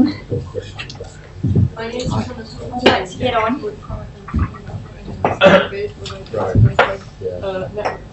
Interactive network. Yeah, I'm just trying to think how you can do it. Okay, brilliant. Just thought, that's really useful question. Do bring some coffee and some biscuits back to the tables with you. Right, okay, this is obviously generating lots of conversations, which is wonderful. It's great to see. There we go. Okay, so next presentation.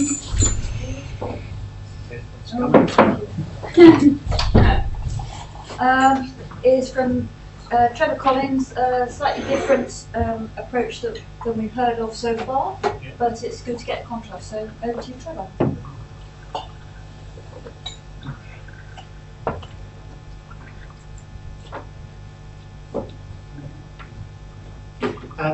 Okay, so I got the opportunity this morning to talk to you a little bit about a project that we've been working on for the last nearly 2 years, called Inclusive STEM Practices, is the name of the project. But it's looking at ways in which higher education, particularly around the STEM subjects, are looking at access and inclusion for students with disabilities. So that's the context of the work. we're trying to build on good practice, partly that's been developed here at the OU, but also it's been done at colleagues that we're working with at Leeds and Plymouth as well. And it's part of an initiative supported by the Office for Students to look at some of these issues where particular groups of people within higher education are maybe doing not as well as others. So it's referred to as the sort of student success or barriers to student success. So we'll introduce that. So that's the context of the work. Certainly, the examples from before are, stellar, wonderful examples of fantastic work that's happening here. But generally, this particular talk is looking at those, but also ways in which they can maybe scaled up and used by other organisations as well. Okay, so there's a beginning, middle, and an end. I'll introduce this work in terms of these kind of attainment gaps and completion gaps that have been identified in higher education. That's the political climate that led to the funding and its current interest nationally, certainly within the UK. We'll make a little bit of specific in terms of the number of students declaring disabilities within the UK and within the EU specifically, and then the approach, the kind of institutional structures that we already have here at the OU. And again, that's kind of setting up the context for the work that we're discussing here. A lot of the folks in the room here have been involved in some of this stuff, or may know more about it than I do. And that's all good. Hopefully there'll be a bit of time at the end in terms of discussing this stuff and sharing things. All right. I failed to mention my colleagues on this particular talk, Chet, who's with us here at the front, and Victoria Pearson, who's working with us from the Planetary Sciences. Okay. But there's about 10 people within the OU involved in the project, but for this specific presentation, the three of us will put it together. Okay. The bit in the middle then is around this INC-STEM project, or Inclusive STEM Practices project that we've been looking at. We'll explain the process of the project, so how we've set up to look at this and the issues that we've approached, and we'll give examples of 3 of the work streams, okay, which I think hopefully will be of interest and relevant to the group here. Three of the examples that are a little bit more general, a little bit broader than just the STEM subjects. Okay. And then we'll finish with drawing it together with some of the conclusions, some of the lessons that are coming out of this project. Okay, so a lot of the folks in the room may well be familiar with these statistics and some of the studies that have been done. Before the Office for Students were called the Office for Students, they were called the Higher Education Funding Council of England, so that's what the HEFCE reports and stuff that are referred to here. Some of that data that's collected across all of the universities is referred to as the HESA data set, the Higher Education Statistics Agency, and every university report numbers in terms of different groups for their students and their success each year on year. So from things like that, we're getting these graphs in some of these national reports, where we're showing, in this case, it's the non-continuation. So the students that are stopping their studies at the end of what would be the equivalent of first year in full-time study. So slightly different part-time study, but it's that threshold from the first year study through. And for those that are declaring a disability, they're more likely to withdraw than those that have not specified a disability. And that has been the case for the 10-year period that's reported here, but interesting and particularly worryingly is that difference is getting bigger. Okay, so rather than being more inclusive, whatever we're doing in higher education, actually more disabled students are not continuing on to the second year. Okay, and there's similar data in terms of their achievement, so the attainment levels. Okay, so the number of students that are getting first class or 2-1 class degrees are a few percentage less for those that declare disabilities than those that don't. And it varies across the subjects, but nationally, when we put all this data together, it's that kind of difference. Business studies is the minimum, medicine is the worst, but most subjects it's around 2 to 4%. And 2 to 4% at a national level is 20,000. So it's not, these numbers are small percentages, going to go to big numbers. All right, so what's the context with this? The higher education reforms within the UK, lots of folks know about this stuff. The Equality Act has been around for a good long time, and it establishes in law that we should make, equitable opportunities for people involved in education. That's been around for a good while. Higher education fees have had a bigger impact, perhaps, on students with disabilities because of their destinations. Yeah, typically people with disabilities earn less.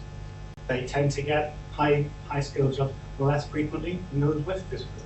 Okay? So there's a sector aspect there, and it has an impact in terms of how people engage with these processes. And the last one to mention, which is the most recent change, was the Disabled Students Allowance. So rather than that being, a significant amount of money being available for each student to make their own, purchase the requirements that they may need to engage with higher education, the funders have pushed some of the responsibilities onto the universities to make the teaching more inclusive in a way that will perhaps allow them to reduce some of that funding directly to students. The DSA allowance, although it still exists, isn't managed in quite the same way as it was a few years ago. So those are some of the contextual changes that set this stuff up. In terms of the data and stuff, these are the kinds of things, across over 1 million people studying, 200,000 of those are declaring some form of disability. It tends to be around the sort of 15% level. And there's a distribution. Of course, every institution and every subject area in every context has their own distribution rates, but it gives us an indication of what the prevalent things are. So things like specific learning difficulties, is one of the more common things. Mental health conditions are often being declared, and that's the area where declarations are increasing the quickest. Okay? So this is the data reports from a couple of years ago, 16, 17, and so these will have changed a little bit into this year. So that's hopefully you get the context of the need for this stuff. There is, a significant number of students and the kind of distribution that occur. Within the OU, these are the stats that we have from our own students from as of October of last year. Okay? So this is the latest numbers that we could get. So there are over 130,000 active students. Of those, nearly 26,000 of those will be declaring some form of disability. So it's at 19%, just over 19%, which slightly higher than average, and perhaps that's reasonable given that the form of flexible learning and distance education that we're supporting. Of that, you'll notice the distribution there clearly. Mental health is the largest proportion of our students. Okay, so that's the OU context. What are we doing about it?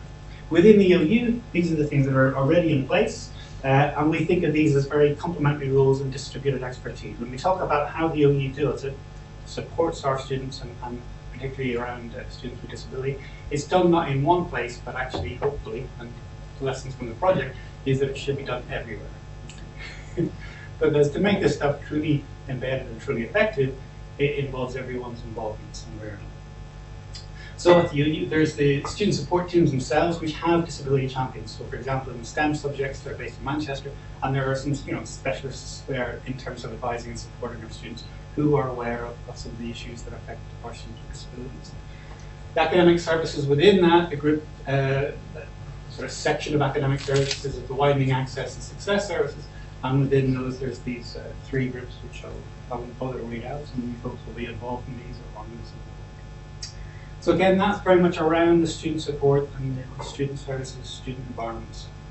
Within the academic side, there's the faculty or unit accessibility coordinators. So these are a group of people within the departments or within the units, so LCI as well as different faculties, science, STEM, arts, others, which will have a coordinator for some of this work in terms of accessibility and stuff. So that's someone that the module teams can go to for support advice, that can point people to relevant information. And having that discipline-based or activity-based knowledge is very key in terms of putting this stuff into place.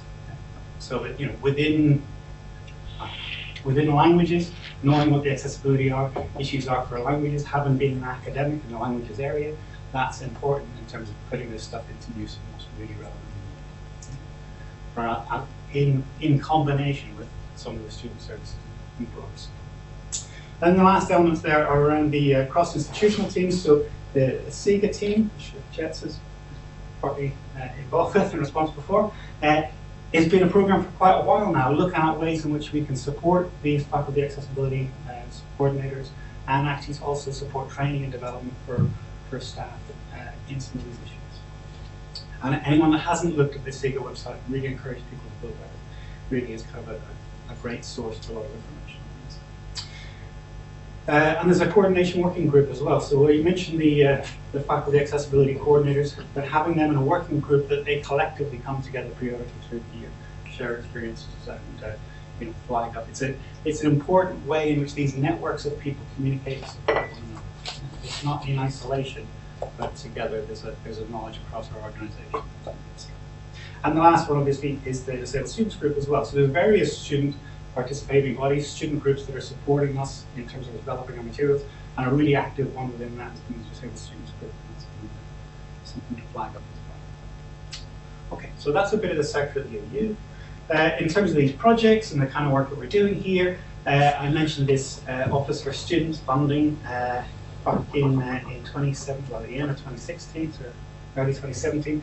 They put up a call and they decided to fund 17 projects, where the OU got one of them with, as I mentioned at the beginning, the University of Leeds and the University of Plymouth.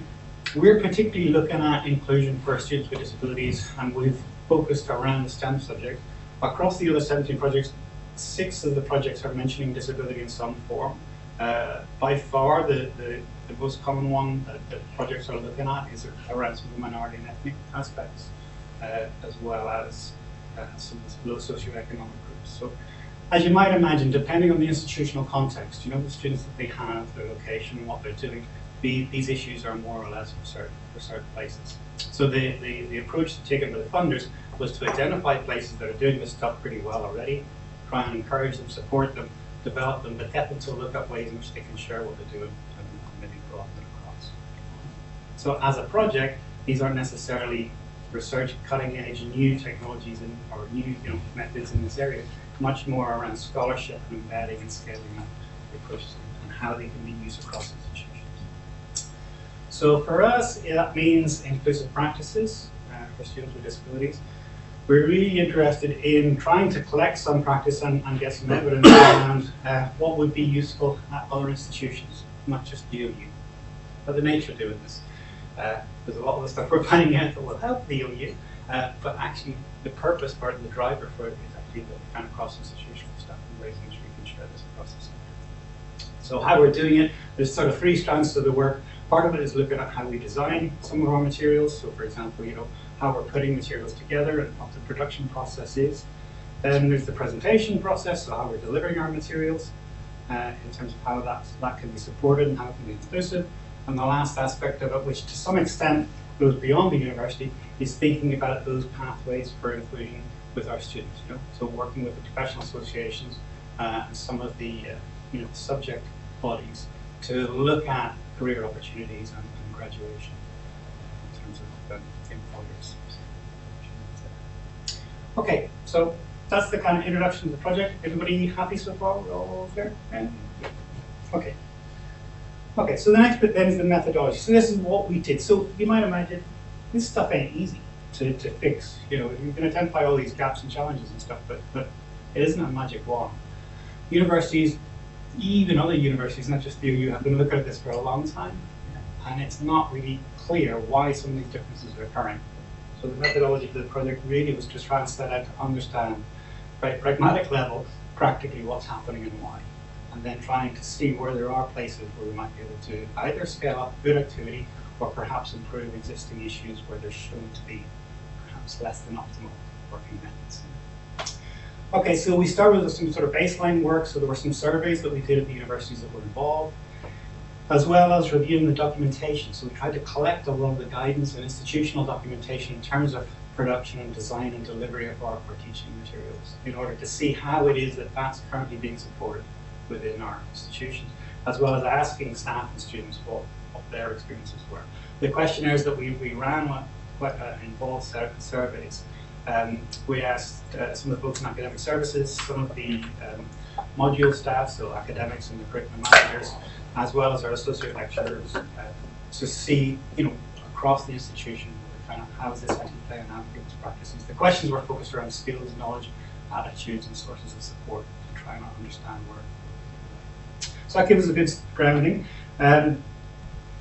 Then some further needs analysis. So building on that, we also, within our institutions, we tried to meet with the heads of schools and directors of teaching within the STEM faculty, because that was the focus at the time, to identify, within maths and stats, or within computing, or within physical sciences, what were the things that coming up through the modules, module design, module delivery, for each of those disciplines, and get a sense of the disciplinary perspective and how that could be built upon. We also looked and met with some of the professional associations, things like the Institute of Physics or Royal Society of Biology, things like that. So we go along to our meetings and explain what we're doing, try and understand what activities some of their higher education networks where people get together each year.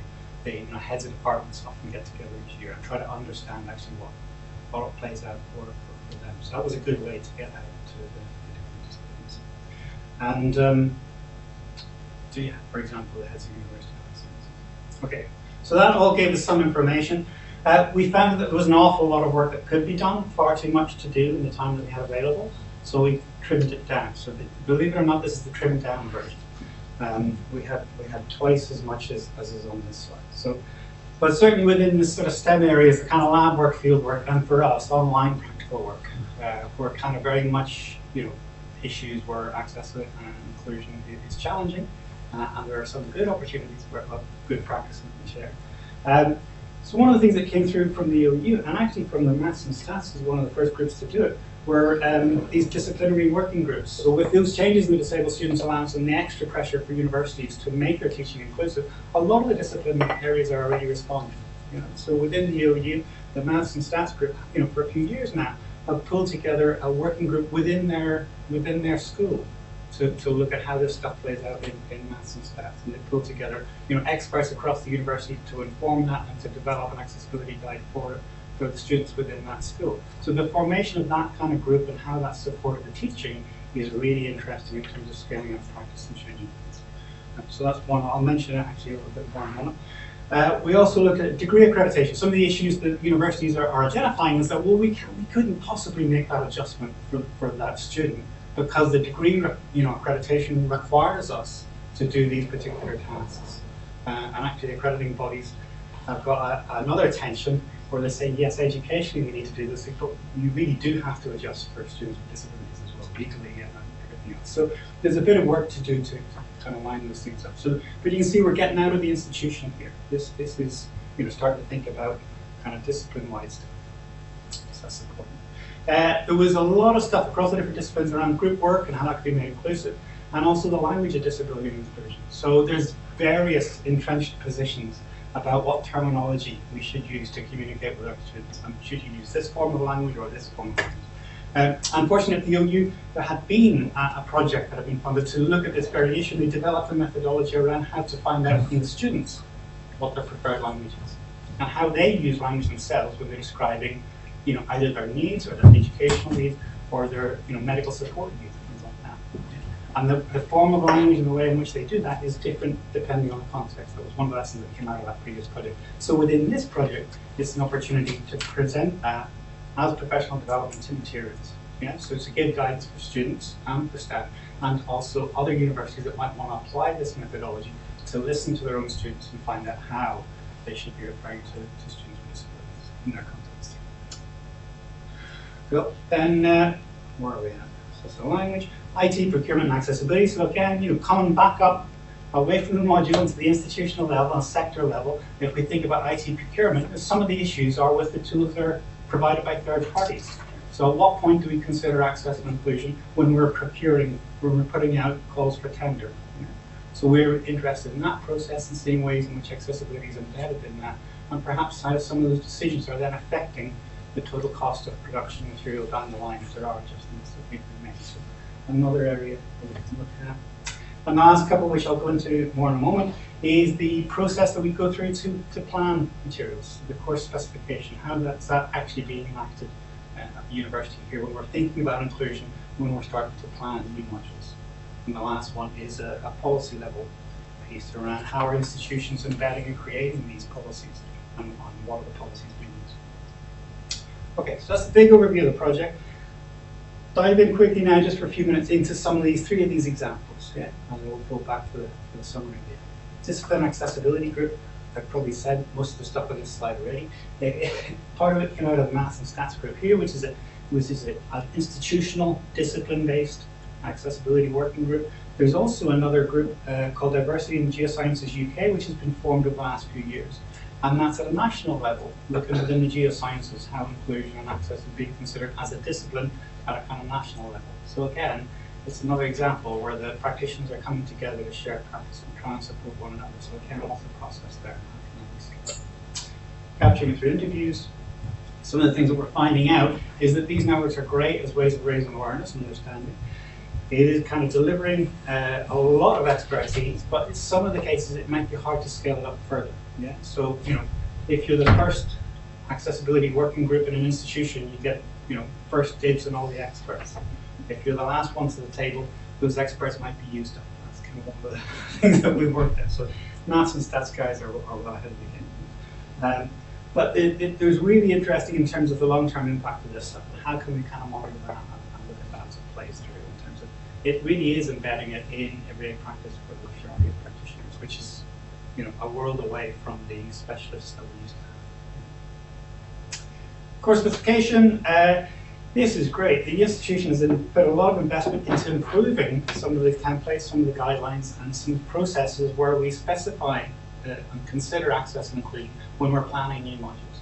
But unfortunately, the findings are that actually how we're enacting that in practice isn't always perfect.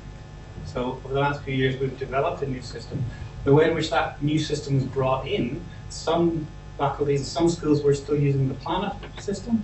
Some schools are using a curriculum management system.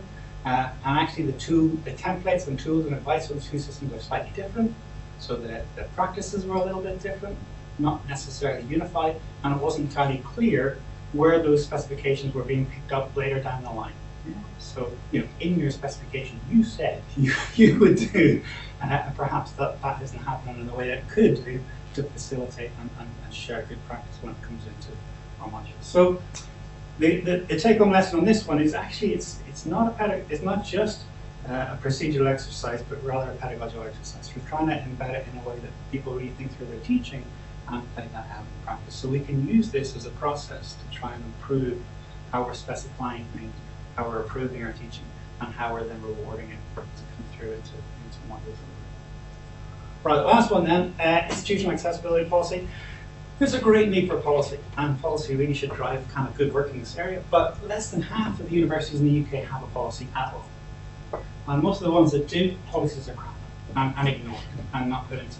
So that was an earlier piece of work that Kate Lister from the Sega Group had done that helped inform the project.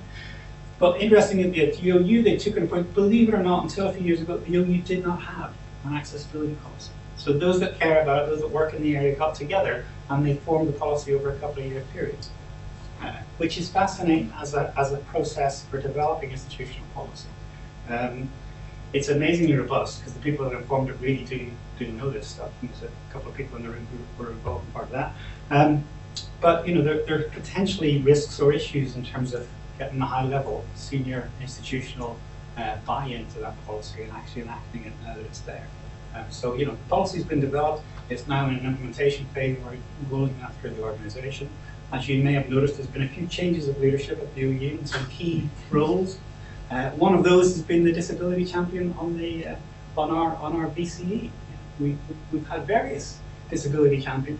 Currently, the post I think is without portfolio. It is without a holder. So it's not clear in terms of institutionally. Although the policy on the ground is there and it's being led, we kind of need a little bit linking up within the organisation. So those are a couple of lessons coming on. In terms of developing policy in this way, although it's amazing, it's a bit of a challenge for those that are doing it if they don't necessarily have kind of policy development support. So it's not all rosy. I mean, it's kind of key. There's some amazing things that we do, but actually, when you kind of look at it a little bit, there's some things that it's not necessarily challenging. Okay, so what are we taking out of this? We've finished. The big thing is the holistic approach really doesn't matter. I mean, to be honest, the literature said this for 20 years. Everybody, any issue in higher education that you really want to resolve, the word holistic will get mentioned at some point. But it really is key. And kind of these kind of summaries of these three examples that we had really are important. The way in which those organizations and the people work together is kind of key. I've been here for a little while, and I'm the first person to complain that I can't find the right person to work with, or that the organization's so big and messy, it's always getting in touch with the right person to get something. But the fact is that there's so many people across the institution doing this stuff is a bigger strength than the challenges that we have. But we'll get there. So the aspect here, embedding inclusive teaching and learning, really requires a bit more than pedagogy. You might notice most of the stuff that I've talked about really is to deliver inclusive pedagogy, but to do it, it's not just the guy, the associate lecturer that's discussing stuff with students, it's everything's behind it, and there's quite a lot involved to make that happen. But the kind of summary bit is trying to get this empowering culture. So a bit of it is enabling people to have the time and resources in terms of their capacity. We've got to give them the authority and tools, the agency to make it really happen on the ground. And I think we've been really effective in that in lots of different areas. We saw some examples earlier today. And then the commitment institution. We know that we're motivated to do it as employees here. Institutional values are there as well. Down to connect them up a little bit more. But yeah, the networks and partnerships and ways that we can work seems to be the best way to make it happen. And that's what's coming through. Thank you very, very much.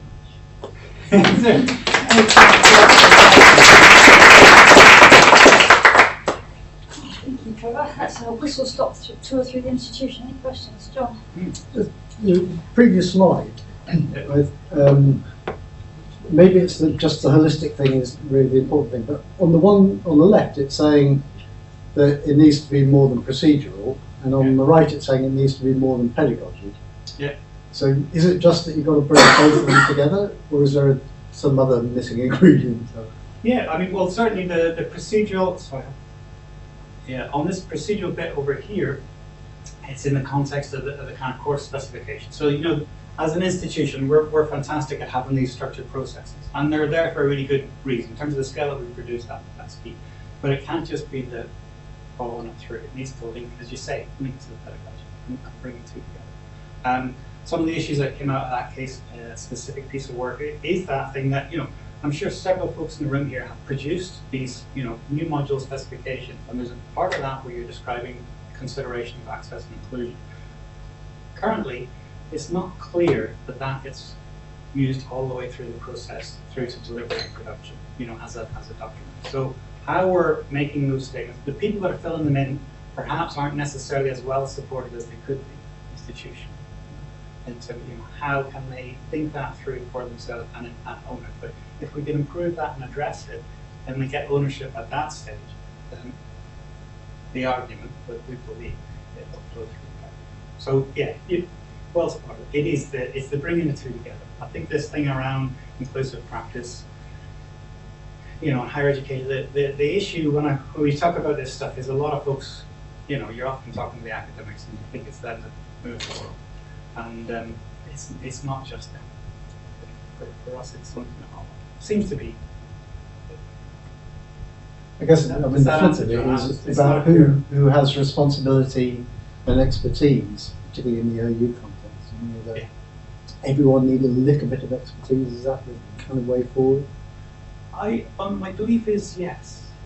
I don't think everyone needs to know everything.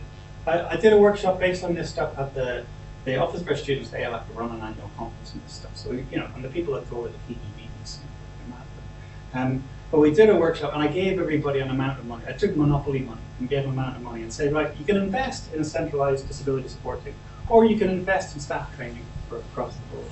And every table made a different distribution of the money. But across the room, the totals came out to the same. So I think it is an element where we really do need the specialists. Institutionally, you need to have a bit of expertise and understanding of it, because it's a very complex area. But if it's not embedded, with everyone, be it LTI or development or academics or curriculum, understanding it within the context of the role, it's really hard for it to get. I still haven't got the magic wand that makes that bit happen. I've kind of identified it as an issue. So, Trevor, you're talking about working with other institutions. Is there anything specifically that you think that the OU would learn from other places? Or are we pretty good and we need to share our stuff more widely? Oh yeah, sorry. I should have said that bit. Yeah, I mean on this, it was at Plymouth and Leeds that we're working with. The University of Plymouth have got an amazing, they call it an open education space, which is maybe slightly different to the version that we would talk about. They've got this thing called Lab Plus. So all the lab stuff that they do in their modules, they've kind of boxed that up and worked it out how to make it as a standalone activity, and they put it in this big lab space called Lab Plus. And all the students, it's open access. Students can go in there at any time, they get out of the box and they practice, or they try to do whatever it is before their lab or after their lab. So if they didn't do it, they go and try it. Or if they're preparing for a field trip or something else, they can get a bit of hands-on experience. So it's a nice environment in terms of the practical stuff. So the OU, institutionally, when we're thinking about how we support students with the practical stuff, and some of the kids are maybe residential schools or even people coming on campus, I think there's a big lesson that we can learn in terms of how they package that stuff up, how they support it. The thing that kills me is that this place has been going for, I can't remember, they told me last week, I think it was like 8 years or 10 years. It's been as long as I've known them, which is a while. And it looks like day one. It looks bloody pristine. And they say that the students respect the space. So I don't know how they make that happen, but that's one of the things that we should learn. And then the other guys, they did an inclusive field course. So the reason they got involved in the project is they're particularly interested in field work as an opportunity to engage more students, particularly in the practical aspects of, for them it's the geosciences, geology and so on. They've done some of these virtual landscapes, but they ran an inclusive field course. In last September, we went to Anglesey for a week, and there were a dozen students, so all ranges of disabilities, and some students without disabilities, and we did some field work stuff. So again, that brought them other academics, and they had observer academics from other institutions as well. And actually bringing everybody together was a really powerful way of learning. So at the OU, we've done some of this stuff, but it's not that we can also find out a lot. So, yeah, and I think this kind of way of funding and way of doing work to share practice is a kind of a good two-way option.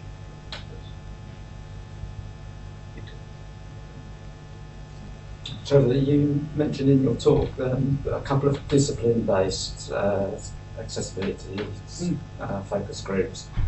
Could you say a little bit more? I wasn't aware of these, so could you say a little bit more about the breadth and spread across the disciplines and the differences and that kind of thing? Oh, yeah. So I mean, it's really fun. For me, it's fascinating because I think of them as emergent from need a little bit. So the Maths Accessibility Working Group at the OU is the one that I knew about the longest. It's been going a little while. In Wales, there's an accessibility working group now that's been going for maybe a year, and I think some of the folks are going to go and chat to those guys as well. But the thing about making it discipline-based, it's a little bit of a tension. It's a bit like staff training. Kind of needs to be specific at times, but it's also kind of generic good practice that folks should know. So I think the accessibility and inclusion stuff kind of plays out often for us and our students in a discipline context. So sometimes there are particular pedagogies or ways of engaging. There's certain aspects that helps if you can do certain things, or there's core skills and core knowledge. So aligning the two is kind of good. I think there's an interesting tension between the institution-based ones, like those two that I mentioned, and the kind of national-based ones. And I think they don't have to be mutually exclusive. If in a perfect world, would there be both? Because I think the OU and these kind of groups, the opportunity and the scale that we work at enables us to have quite a lot of knowledge and expertise within our units. And I think that can be informed and can benefit from when we engage with national stuff as well. So there's certainly good, maths is a particular one because of the representation stuff. There's a good community nationally around that. So within the sciences as well, looking at some of those representation issues. Chemistry is a big one, and stuff. So there's big kind of limitations. So some of these kind of subject practices are kind of important in a particular way. For me, I think the getting it open and the diversity and inclusion stuff. Every time I go and talk to these things, people either talk about gender or widening participation, and I kind of think, yeah, it's part of it. It's part of it is how do we teach? How do we teach the person? So there's a bit of a bigger, longer term political agenda in terms of how we open up higher education and engage people to participate. But yeah, it seems to be through, because of a lot of the folks who are identifying with their discipline and their subject-based stuff, it seems to be a good tool. Okay, does that help them? Is that right? Yeah, thanks. That's very helpful. Thank you. There's no other questions at the moment. Yeah, thank you, Trevor. I'll draw this to a close. Well, thank you very much, everyone, for coming along. It's been a fascinating session with some cool tech and some right through to institutional issues. So hopefully you've enjoyed it and found it useful. Some people have expressed to me that they might want to connect up with others who have similar sorts of ideas and interests. So I'll send an email around the group if you want to feedback to me what you're interested in, and I can connect some people up if that's what you want. There's a sign-up sheet, so if you haven't signed up already, please do. And thank you very much to all our speakers. Thank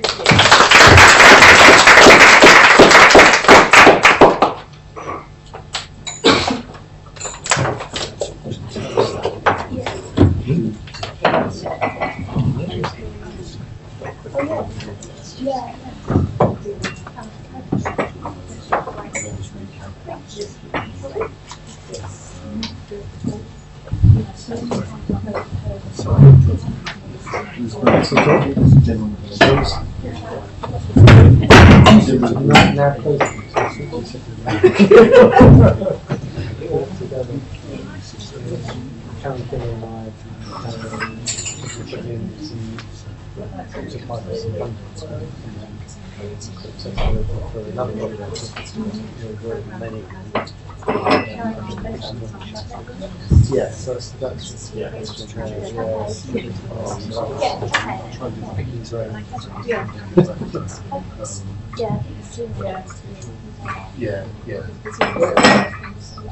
The other thing I was thinking, on the video illustrator you showed, the audio was compared to the long description. Yeah. No, I wonder if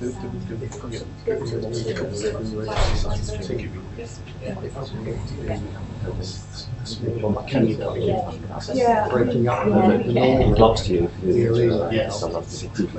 But the other is I know that we have been talking picking up things from forums and stuff saying that there are areas it's mind a lot of work. The students normal. Yeah. Often do you read Yeah. to understand because it has that more interpretive view of what's going on. So it's that idea that a lot of stuff that we do for accessibility helps a lot of stuff. Yeah, I think that's where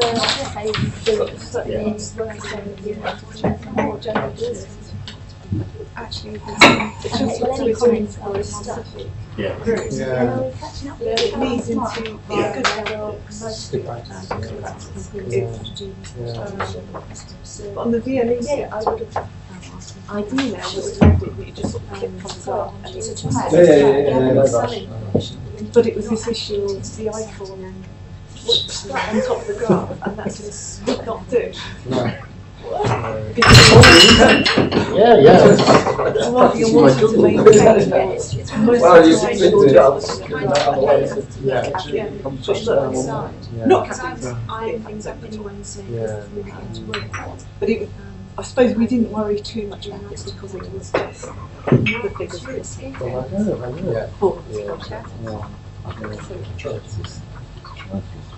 The reason I'm trying that is Karen and I were working on a project thinking of applying for some more money to help accessibility. So just maintenance initiatives. So it's to do with the computer network. So the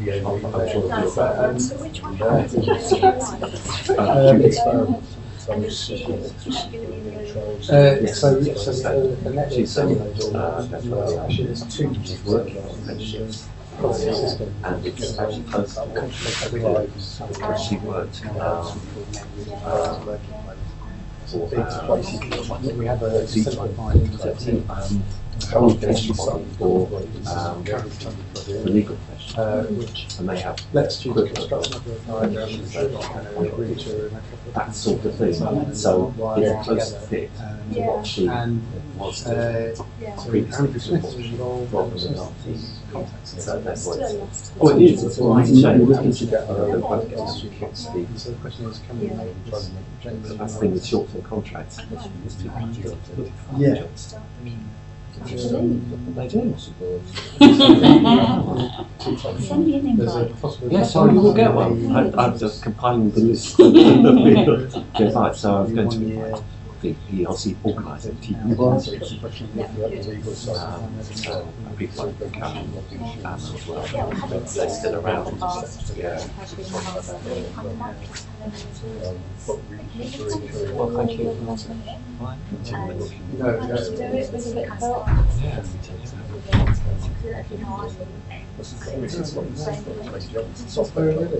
Anyway, yes. Well, I will see you anyway. So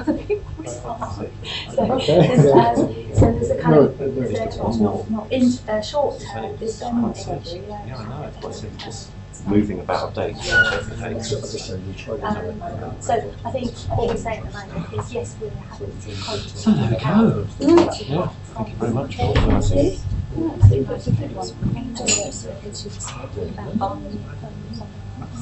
there's some things with the new legislation. Right. Legally, I think in the short term, things to make sure that institutional accessibility. Yeah, more than happy. Might be Yeah, right. yeah. What I've seen, other people with things like sorts of things. So get but the, what we are doing is what we are doing is right. And then the overall question is whether these stuff might have any. Well, they're not so bad, but yes, you have to think ahead. It's better to think ahead and plan forward. So what we've always been fine, but you have to plan. Because I'm aware. Well, no. I do not see, but you're I mean, it's just. The key thing is having it sort of one dimensional. Very often using time, Yeah. time is only one dimensional. Well, It has to be sort of we've controversial. Yeah, I mean,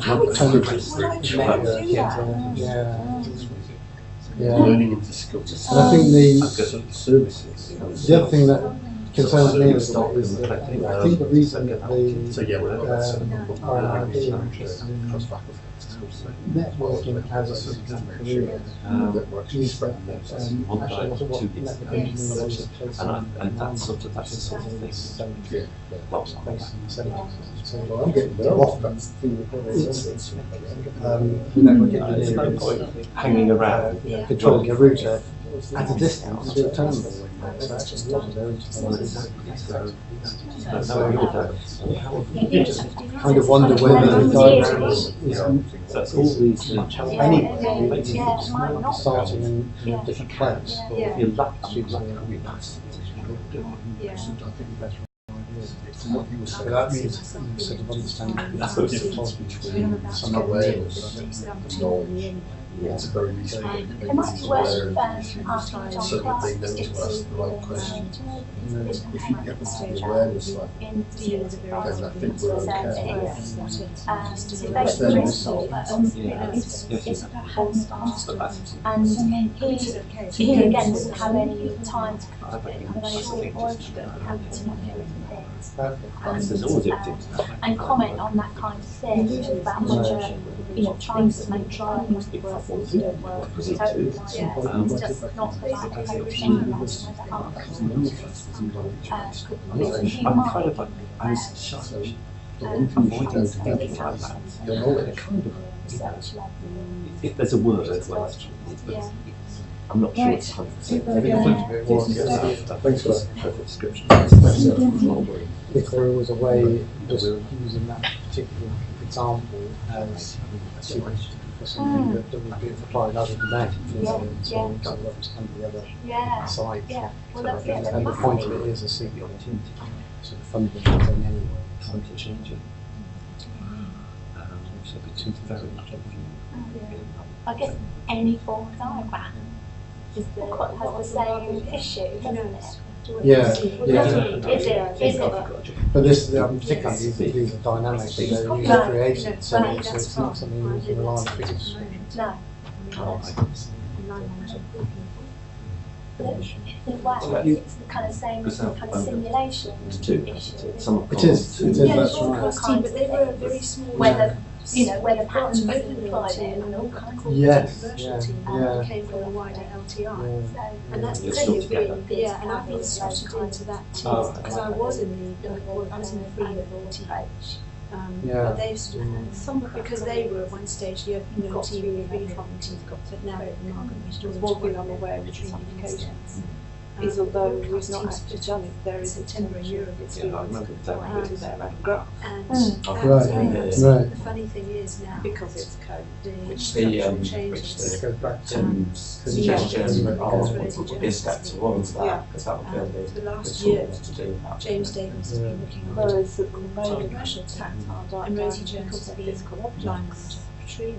So she's had Doesn't oversight of the doesn't really others. lend itself. But they're now. And it's also partly commission. known as a statistician. There are many, Including many the graphs I open might team. look at, but just as a throwaway, I look at saying it. I don't want it after 10 minutes. I've done what I need to do. So having something that's physically a piece of post-it note becomes A question that I had So it's actually quite weird. back of my mind was, is there a class of So we've been reporting to James. data for which sonification is better visual? Is that?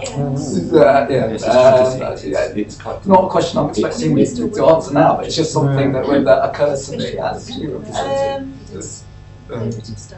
In some way or other. But I don't know. Allegedly, I think one of the first ones in the 80s who described it is fine, so. suggested it as a way of representing multivariate data because you've got Trina's more proud, than you know, two Brody, and they've always chaired meetings together as a aspects team. of they can manipulate, But whereas no on a one's graph, going for two-dimensional size, three dimensions, it's pushing it a bit, and beyond that, it's very, very difficult. That's why they said, we'll try this, we'll try and turn it into notes and we'll change it. And it was only slightly later that I thought, actually, that's a good It's part of this new, or new renamed thing, learning development something. also comes to mind is probably the real-time It's now learning development service. I don't know. And there's a lot that comes along the cost of spring. I was remembering, did you mention guide discovery? sort of background? Yeah, I there's remember four donkey things in it, and and Tim Odo is O'Shea one and of Ivan worked on them. Still called. Oh, is it? Oh, I can use the Somebody- term. You can still call it thought I can use this recently, and I thought. So I remember this guy, it was a simulation. So there's four groups dynamic that are all coming simulation, into this and area it was called a LD coat something. with the bottles came in, Which I've kind of read through the stuff yeah, about. and you have to manage like 20 different Supposedly, variables. yes. And inevitably we got more wrong. Which I find also Um, and the thing wasn't big enough Well, to see on the screen, so you always had to look around to It's see not very what was happening. And the whole point of Well, that at is least that we're you going could to use hear the the name Coke translation. bottles crashing onto the That's floor. Well, you know, the tank overflowing. Yes. So actually you could use sound as an But no, it additional is thing to what was going on. Yeah. But so the normal noises were there in the background, and when it changed, No, we don't you know. understood that So something that's was going wrong. yeah. So there- And short term. So I'm sure there is a Catherine. Back to our diagrams, those raised paper blown things on there, is that rather than a sort of pin display, is that? That's certainly what the usually is. Yeah, I think there are some more dynamic things like Compare it to direct as well. What would they do? Well, we'll keep them back. Or some have split things into two. But when she goes back. You mean kind of thinking about kind of braille, a Large. large braille display. Yeah. But the others are executive team for. And there's March. So. yeah, there are things She might that want will to do change for a particular She might type have her own of idea. yeah. I'm sure she will have her own idea, Yeah, but an she individual might example want might to. be exactly one. An institution might have one. Put in. You know, in a resource centre or something, they're multiple streams of use. Say they may have specific on their college, but Well, an that's, individual student and that's one reason. Another have reason. one on the data I just thought Yeah, it's not really possibility. because it's and it's particularly at distance. reviewed. Yeah.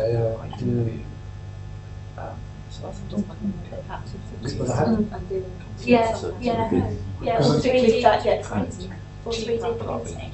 I have tried with that the ultrasonic team now. I've tried that in some display somewhere. It was quite fun.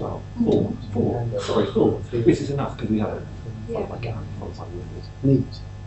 So, and I have no idea how that technology will develop. Which is crazy. Yes. I think they just have to I think as opposed to 3D printing, there probably is that ephemeral nature of the ground, which for a lot of cases. But then with something like the 3D printing for the, I really seriously want to keep this one. Most of the rest is, So think about what you you feel feel is is building building up up all those years on. You don't want to put really from first hand. The 3D printing slugs. Kids thought, they were great, and that was the embryonic LTD team. But I think the advantage of kind of got the sucked over to the other side. battery is we can then send it to the Yes, computer, and it's just a fan long. Yeah. That's not Yeah. You have to get projects going at least. I think it's time, but I'd love to do that. I think the two together, well, then we've got that blended right on the middle. Why I enjoy writing, Yeah. it's very Because it was that first concept one that I just found it so enlightening because I was sat beside these visions where people actually using stuff. And that learning because what I think a visually impaired person would do and what they actually do is different because having nothing experience. I think you might imagine, I can't see, so I'll... Interesting things to do. Or as I say, it's remembering, watching them and tracing out the sign curve and struggling to find where it's going to back out to. Years ago, I'm still S&C. Because I'm used to seeing it and I know it's going to go up, it's going to go down. And then realising if you're relying on sight and you can't actually see it on a piece of paper, because again I was looking at a piece of paper and that line is going up, it's going down, obvious. So I was quite nervous. And then last one year part when they said, okay, following it up, give me fine, line and then a bit of sort of, oh, is it going up here still, is it going up here? Yes, I haven't changed my title. I hadn't thought It was mooted at one stage that we would, but I didn't like the idea of being a project manager because it sounded like something like Thomas. Right. Okay, thank you very much. So I quietly resisted it. I brought my lunch across because I guess that might be. Yeah. So it's in the, I've actually, it's in the fridge upstairs. Oh, okay, But I great. actually got a copy of it. Alright, mine's upstairs. Not bumping into you before. Well, I'll actually I'll see them now, but Yeah. you won't I see wouldn't me mind because I'll be sat with having a them. brief Yeah. chat. Yeah. So not to let see people. That's okay. Yeah, So fine, just, yeah. Okay, that's good. That's not We that's recognise, not no, we recognise, Pardon? see Think some, that'll some. work. Yeah. And you think they don't. Yeah. I do that. Yes. I just need to sort of program various things. Okay. And Right, I'll go then, upstairs then I'll get my lunch off by the room, okay, great, I'll see you. look out for you. Yeah. I'll just do this now. Right.